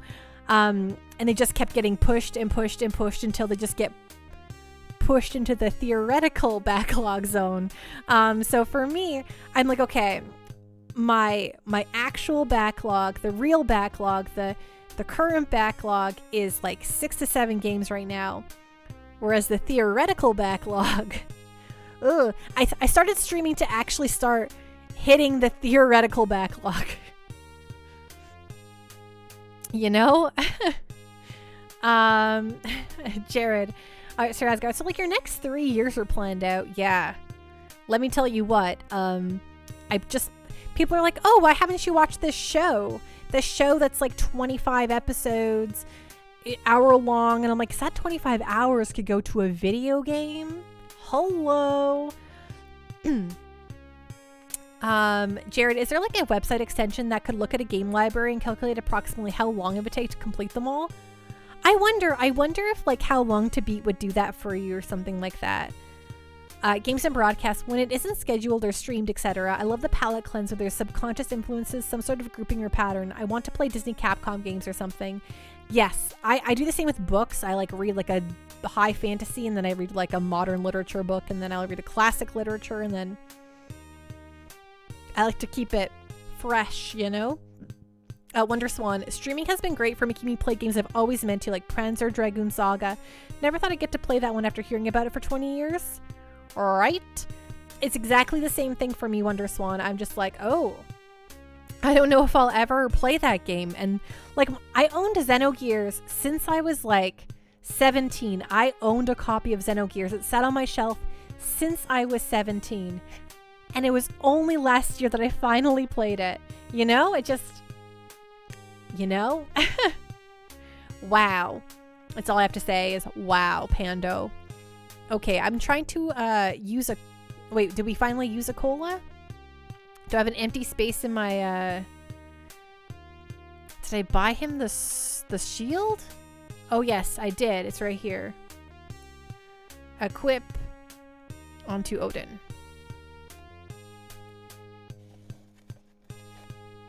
Sorry, I'm also going to eat some more food now.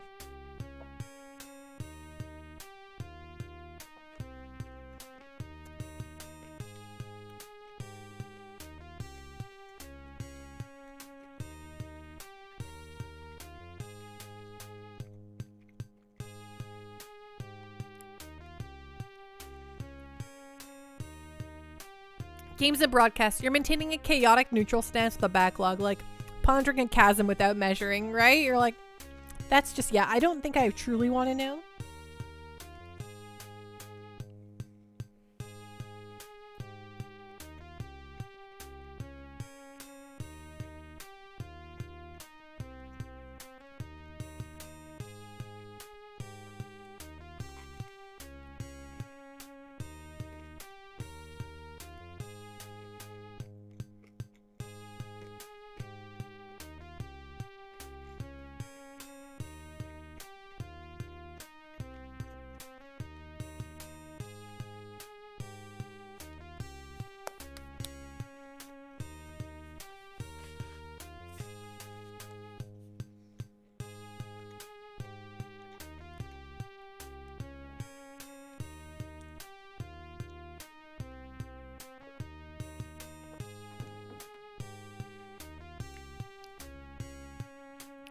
Wonder Swan.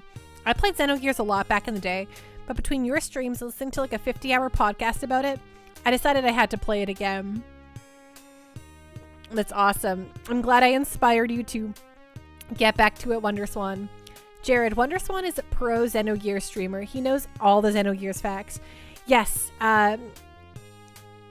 Wonder Swan definitely taught me all about the Xenogears when I was playing through it, and it was really fun. I like learning little factoids, you know? Xenogears, what a game. Oh, Men of the Sea! Truly my favorite part. Okay, we did talk to this lady about Casbah, and I said, are we gonna rock the Casbah? There are dragons living in the Casbah cave. These dragons have gems in their heads. Gems in their heads? Joe Fest, I heard good things about the Xenoblade games, but I have so many things to play. In Joe Fest, the Xenoblade games are so long. Like so long. The Xenoblade games are notorious for me thinking I'm going to be beating them. Like think I'm going to finish them sometime soon. I'm like, oh, I think I have like an hour or two left in this game. And then it's like 12 hours later. Have you heard about mantles made of frad fibers? They are light but provide great protection. Although I think the most notorious example of that was was what was it?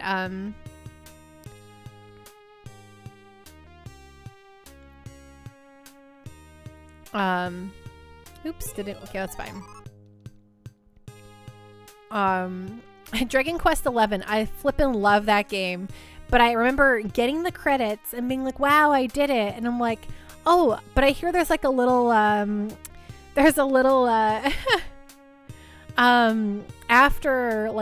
credits quest." I'm like, "Okay." Actually, it's like you have to do it. It's like 20 plus hours and you miss out like on the story's not actually over. I'm like, why did the credits play? The story's not even over. So I can't believe developers even make long RPGs anymore. It blows my mind. Yeah, talk to Falcom, making the Trails in the Sky or Trails games with Trails of Cold Steel. Those games also so long, my whole life, all the time. I cannot even handle it. Okay, so we want the soothing flute. At the outskirts of the town of Gothic on Palma. Don't tell anyone. Okay, so he buried the soothing flute in Gothic. Got it. If you use a vehicle called the Land Rover, the antlion will not be able to harm you. Perfect. Okay, so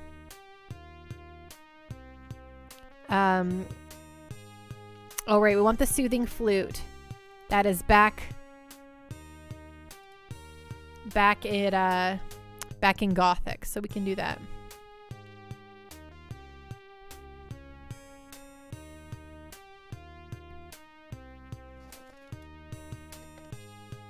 Trails games are super long too, for sure. They are. I love them to death.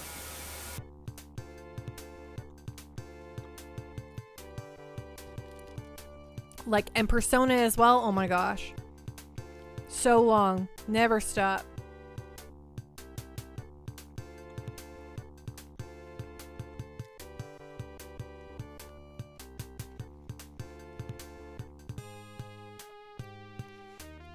Yeah, if I was just playing, that'd be a different story, but as I'm also talking,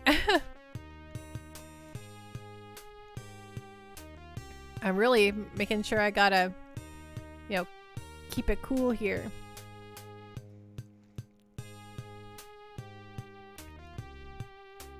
Oh, let's search. You found the flute. Yay, we have the flute. Okay, now back to Uzo.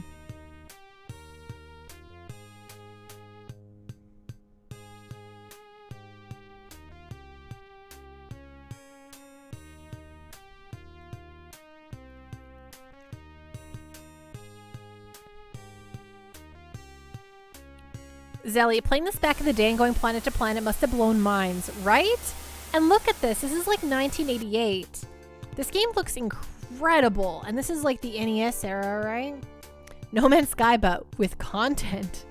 Hey, No Man's Sky is like a legitimately good game now. People love it after they've made good on all of their promises. Plus some, right? No Man's Sky. Aw, you guys. I don't think it helped that Sony themselves probably overhyped it for them. But you're right. It was, I think No Man's Sky really is one of those like cases that really came back and made something incredible at the end of the day. So yeah, I think it was more so that you're very excited about your game. I don't know. I don't think he was like explicitly lying to you in a malicious way. Do you know what I mean? I think there's a difference.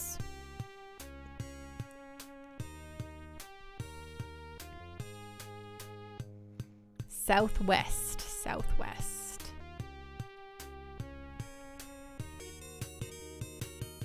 Okay, so now we're going.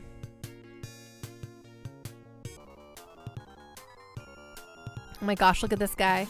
Hey Alpha, how are you doing tonight? Imagine having this when everyone else was playing Dragon Warrior. You would have felt like you had the secret best game ever, right? But then none of your friends would talk to you about it. Games and broadcasts is definitely a good turnaround, but I do agree that there was a fundamental misleading and lying in a very media-savvy way. Yeah, I don't think Hello Games is super 100% to blame there though. I think Sony might have hoped it would be something more than it was going to be.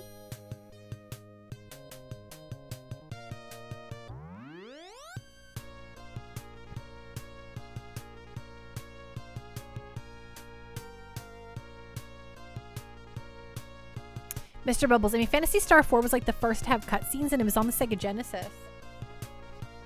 Phantasy Star 4 has cutscenes? What? That was how I determined what a good game was when I was in high school.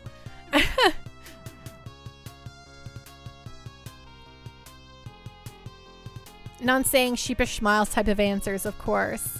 You do mean from the interview compilations of Sean specifically, of course. Zelly, at least nowadays you can patch bad games into good games. Used to be if the game was bad that it was wait for the sequel if it sold well, right? I mean, they used to do like patches like where they'd fix stuff and then they'd re-release it as like in the physical version, but as like a separate, like on the cart. It would just be like, oh, you have this version of the cart, you know, you know, Punch Out with instead of Mike Tyson, you got Mr. Dream, right?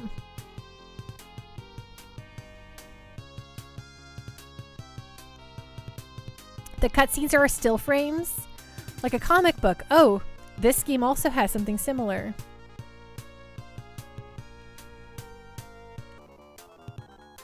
Oh, hello, Farmer Man.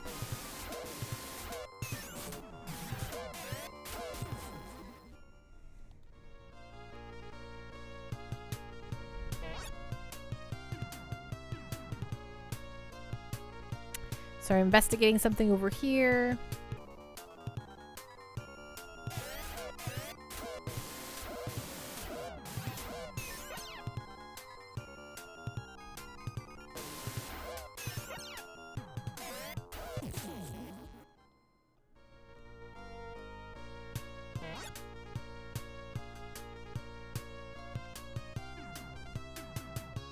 Is there nothing here?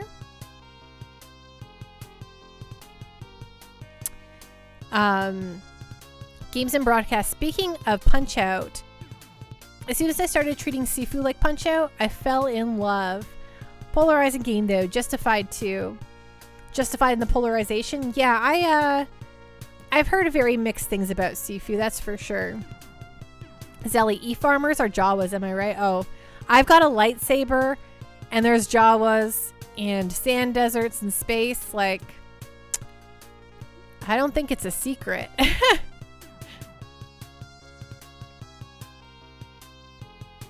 True, 'tis the truth. Sifu's a fighting game that pretends to be a beat 'em up.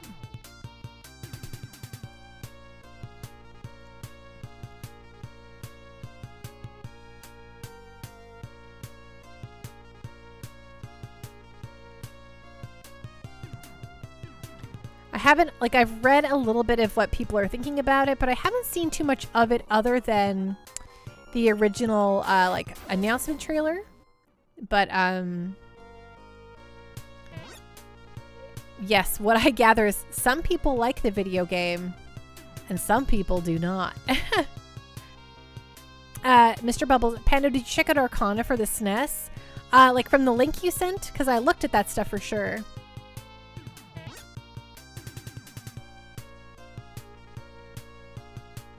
Zelly, my only thing with parry heavy games, I like them, is sometimes I feel like I'm doing quick time events. Just without the button prompts, right? You don't need to see the button prompts up there. You just know where they are. Specs, Arcana, didn't you do a JRPG lecture on that? I do not think so. Not as of yet. We did talk about it extensively in chat one day. Oh my god. Look at this blue dragon. It's gonna rock my socks, isn't he?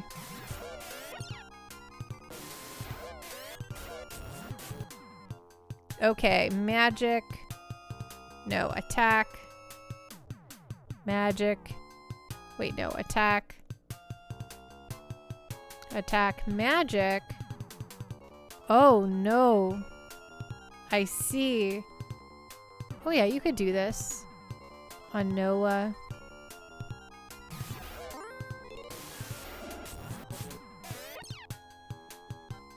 Suddenly, dragon. It's a pretty cool freaking looking dragon, though. Don't get me wrong.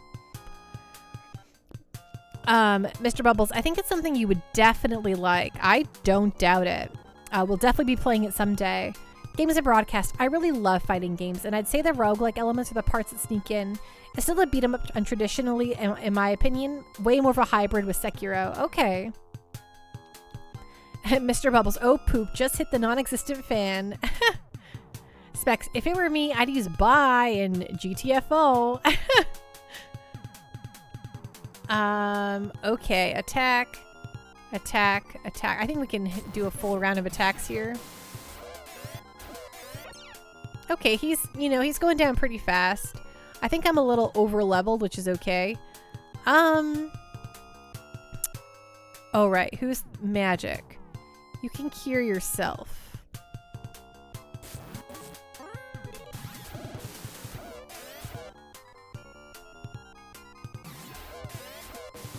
Oh yeah, this dragon's almost toast. Attack, magic, cure, Odin. Dragon has that come at me bro stance. He really, yeah. No word of a lie there. Well, blue dragon is killed.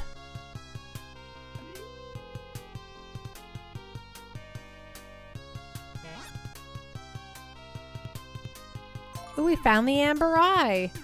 That's just what we came here for. How nice. Mr. Bubbles, come at me, bro, but messed up on who he told to come at him exactly. That schlub. What a schlub dragon.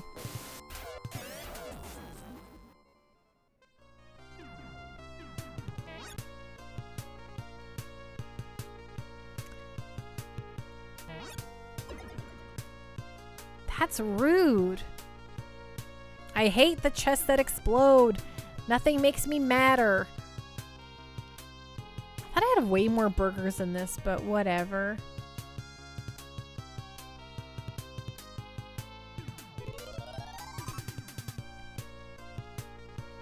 And Noah's like, won't somebody tie me up again?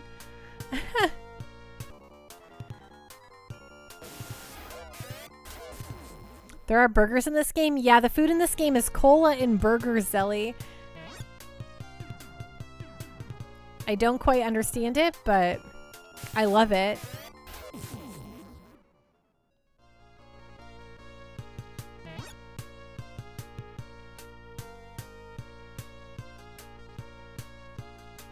Okay, before we leave this dungeon, we gotta finish exploring it. We can't leave a dungeon unexplored. That would be very unadventure-like of us. Adventurer-like of us.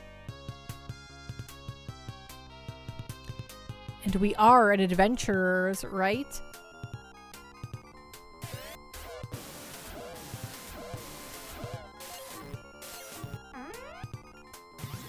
Oh, Noah got tied up again. Hooray for Noah.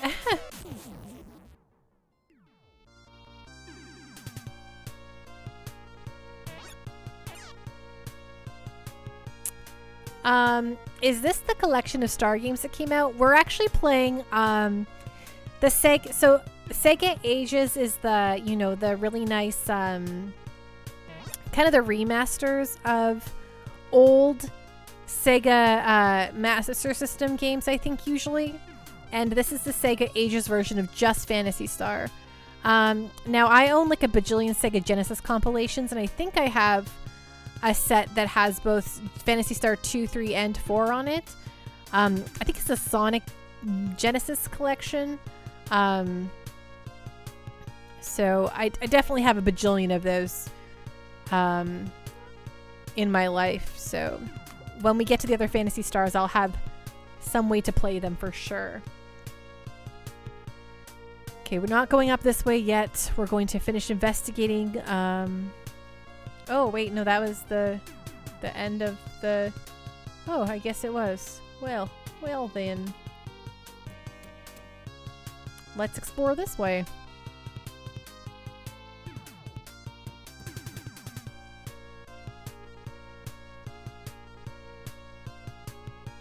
There better be something good at the end of all this.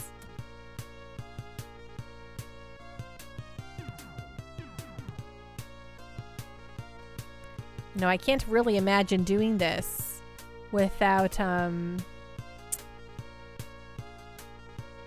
this map here in the corner. I mean, I imagine I'd be drawing a map myself, but this just saves me the effort.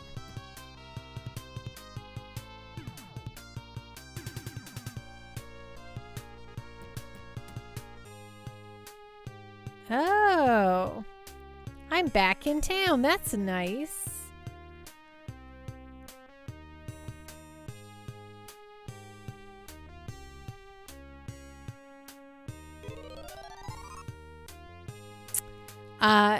Mr. Bubbles, back in the day, your dad used to use graph paper and draw those maps. My dad and stepmom, they had a Master System, and they used to play games where they would need to do all this stuff too. And I would open I'd open the game cases, and there'd just be like, you know, folded papers inside them for all that kind of stuff. And I'm like, oh, that's fun.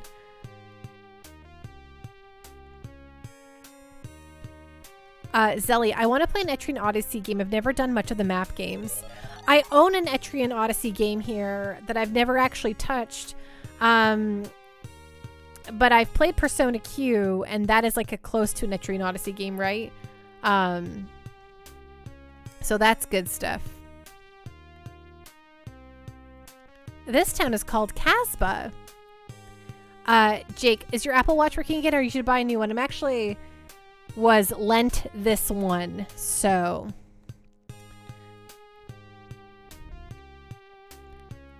fierce dragons live in the cave near here, and I'm scared of them. Or I guess gifted this one, but it was a previous owner. Because I need it for swimming. Wonderswan, Persona Q is a good entry point. Yeah, same game. Zelly, Persona Q, yeah, that might be the one you go for. Yeah, they have Persona Q, Persona Q 2. I actually never picked up 2 despite the fact that I'm like a giant Persona obsessed person. Persona Q 2 had the P5 characters, right. Fierce dragons used to live in the cave until Pando, right? You gotta be scared of me. I actually, yeah, I don't know why I didn't pick up Q2. I don't, like, I should have. I'm crazy for Persona, but... Oh, you want a Pando party tomorrow, Mr. Bubbles? Will you be around to witness the Pando party? You don't know what this is, but okay. It means I just make stream look like a party here, so I'll put, like, streamers and balloons up, and all the characters will wear party hats. So it becomes a party behind us. Hello, Pixel Chunk. How you doing tonight? What's going on? What's on the up and up? Games and Broadcast. Is Shin Megami Tensei Strange Journey one of those? I never got Strange Journey. I think I heard it was not very good, so I never picked it up.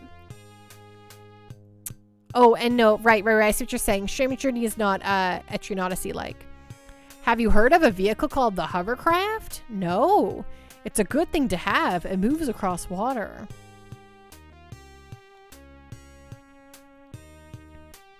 There are legends of a mystic shield in a village surrounded in mist. It is the shield Perseus used in Days to conquer magic beasts.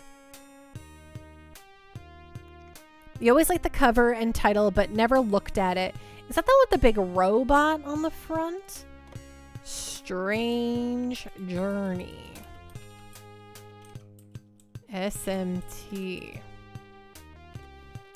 Oh yes, it has the weird robot thing. Right. Yeah, I feel like it got like, I don't know, I don't think people liked it. But it's saying that people liked it, so I don't know what my problem is.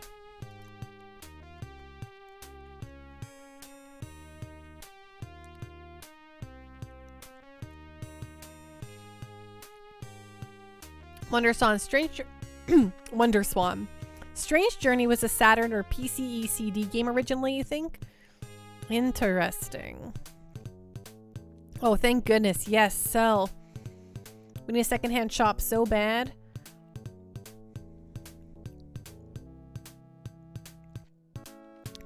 I do not need all these flashes, first of all.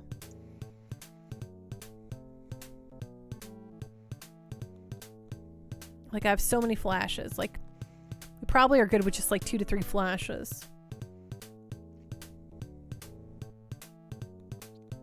Never mind, I am wrong. Ignore everything you just said. Right, it's just a DS game, right?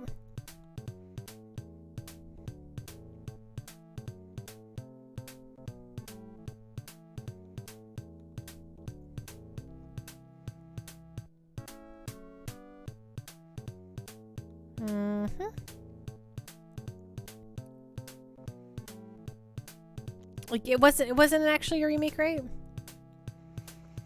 It was made using the Etrian Odyssey map system? Really? Well, now I'm learning something here. I didn't realize Strange Journey was made with the Etrian Odyssey map system. But yeah, it wasn't a remake. Okay. Yes, the remake thing, I was like, really? I didn't think about that, but... Wowie Maui. Okay, well, we're all learning something here. No, I need that escaper, actually.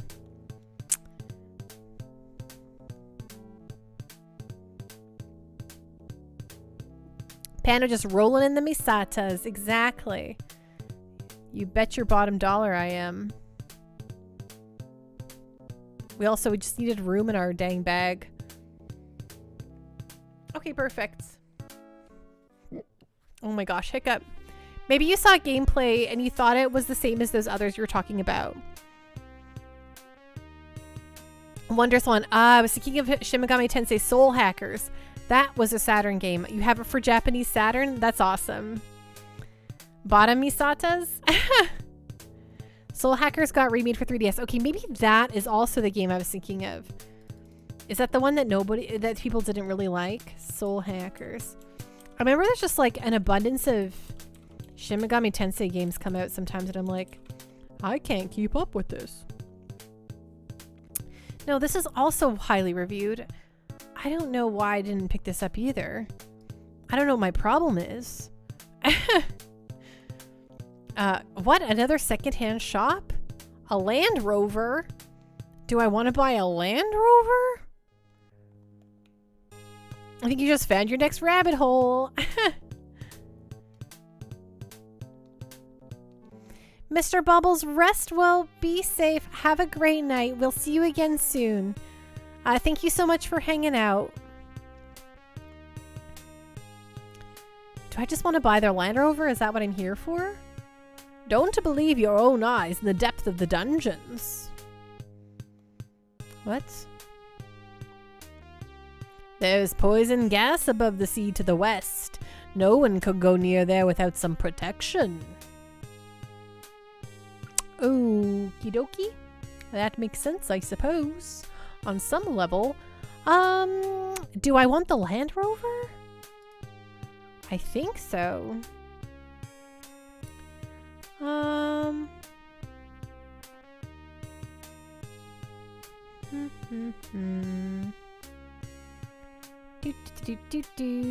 Okay, a Land Rover.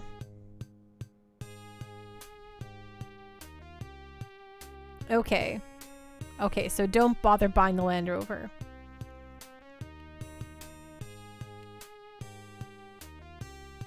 Okay, so back to this guy here. This is the hospital, not to this guy here.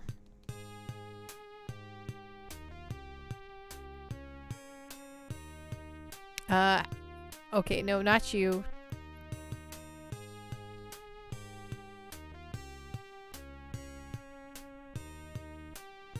Have you heard of a vehicle called the Hovercraft? Yes. I bought it in Scion on Palma, but it seemed broken, so I abandoned it in Bortevo. It probably can still be used, though. Okay, that's what we wanted, that information. Those hot deets.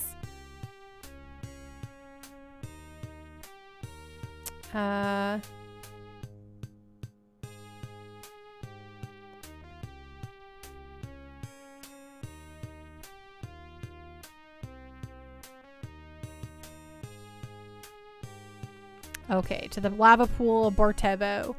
Well, Okay, let's see how fast it takes us to get there. Oops, right. We gotta go all the way out of here.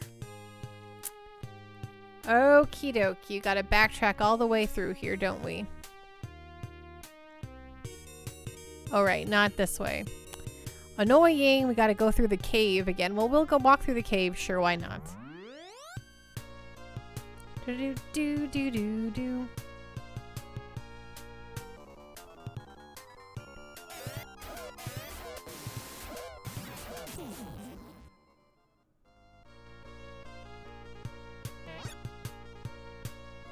I think I'll forget what we're doing. I guess we're playing right away tomorrow, so that's good. But I'm like, I'm gonna forget what I'm doing here when we come back tomorrow. So I might have to write myself a note. Because this game will not remind me. It will not remind me what I'm doing, so.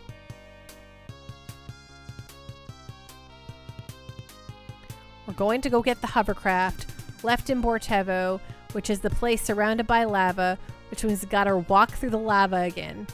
Because you know what? Why not?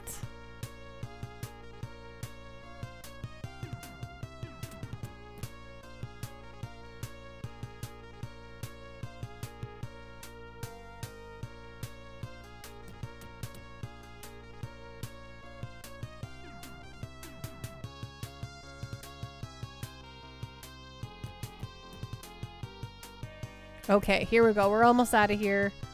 Out of the first, well, this one dungeon, not the first dungeon, just one more dungeon, I suppose. Do do do do do do do do do do do do do do do do. Okay, let's get back to that town.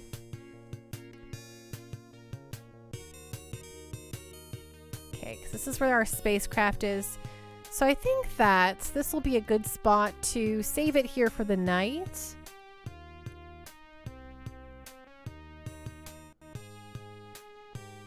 Okay.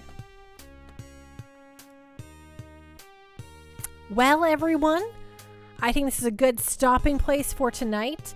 When we come back tomorrow, we're gonna need to go get the hovercraft in Bortevo. I'm gonna leave myself a note to remind myself. Hovercraft in Bortevo. Thank you so much, WonderSwan, for coming by, and thank you for sharing your community with me. I hope to catch one of your streams one day. I'm just, you know, really bad at going on Twitch when I'm not streaming, but I definitely want to come check out one of your streams one day, WonderSwan. Thanks for that raid. It means so much to me. So let me just write down here. Hovercraft in Bortevo bracket lava. And yes, I need to do a Pando party tomorrow, so I cannot forget that. I've forgotten bajillions of other times before, so. Enchilada Pando, you have a great night. I hope you have a very lovely and wonderful night, and we'll see you tomorrow. Yes, I'll see you all tomorrow. It's going to be very, very fun for more exciting Phantasy Stars has been so good. So thank you everyone so much for the raids. Thank you so much for hanging out. Thank you for streaming with me. Thank you for streaming and then sending your raids over here. Thank you so much for the bits, the subs, for lurking, for chatting. All of it means so, so much to me. That sounds awesome, WonderSwan. I love the sound of that. So yeah, thanks so much for hanging out with me, everyone. You've made your Pando. We sang old TV commercials tonight. We debated the merits of Microsoft buying all of the stuff. You know, we went places tonight, and I'm very happy we did. Thank you, Captain Giraffe, for the food. I really appreciate it. And I'll see you all tomorrow, Wednesday, for more Phantasy Star. Okay, so let me pull up ye old Twitcheroo and see who we'll send our raid off to. Who will get our raid tonight, huh? I don't know. Pando? hum diddly doo. Why don't we?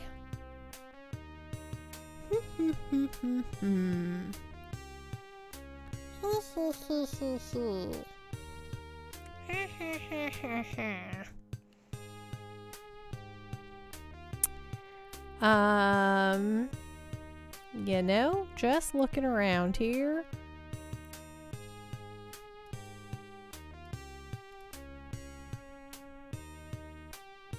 I don't games and broadcast. I do not have a raid message because I don't know what to say in a raid message.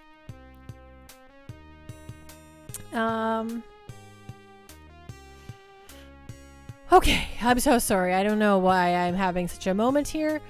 Let's see. Let's do this. Let's go here. Let's click. Oh, my nose is itchy. Yeah, we haven't raided. Actually, okay. We haven't raided Azrael Hobbs in a long time. They are speed running Chrono Trigger, which that's pretty cool, right? So let's send a raid over there. You know, who doesn't like a cool speed run of one of the greatest games of all time, right? Oh, I can't type it in here. I have to do it over here. Done with shenanigans. We can. Oh my gosh. Click on this. Oh my gosh, Pando, I'm really failing tonight. I'm so sorry, everyone. Have faith on me. You're Pando. Okay, back to thingy stream manager. Okay, let's click it in here. Let me click it in here. Oh my gosh. Okay, y'all are probably just like, what is going on with Pando? You know what? I don't even know. Okay, there we go. Sending you all over. There we go. Have a great night, everyone. Do you think washers and dryers are just work friends, or they're really close friends? Pity the fool, they're best friends. Have a great night, everyone. Rest well, be safe, and I'll see you all tomorrow. Bye!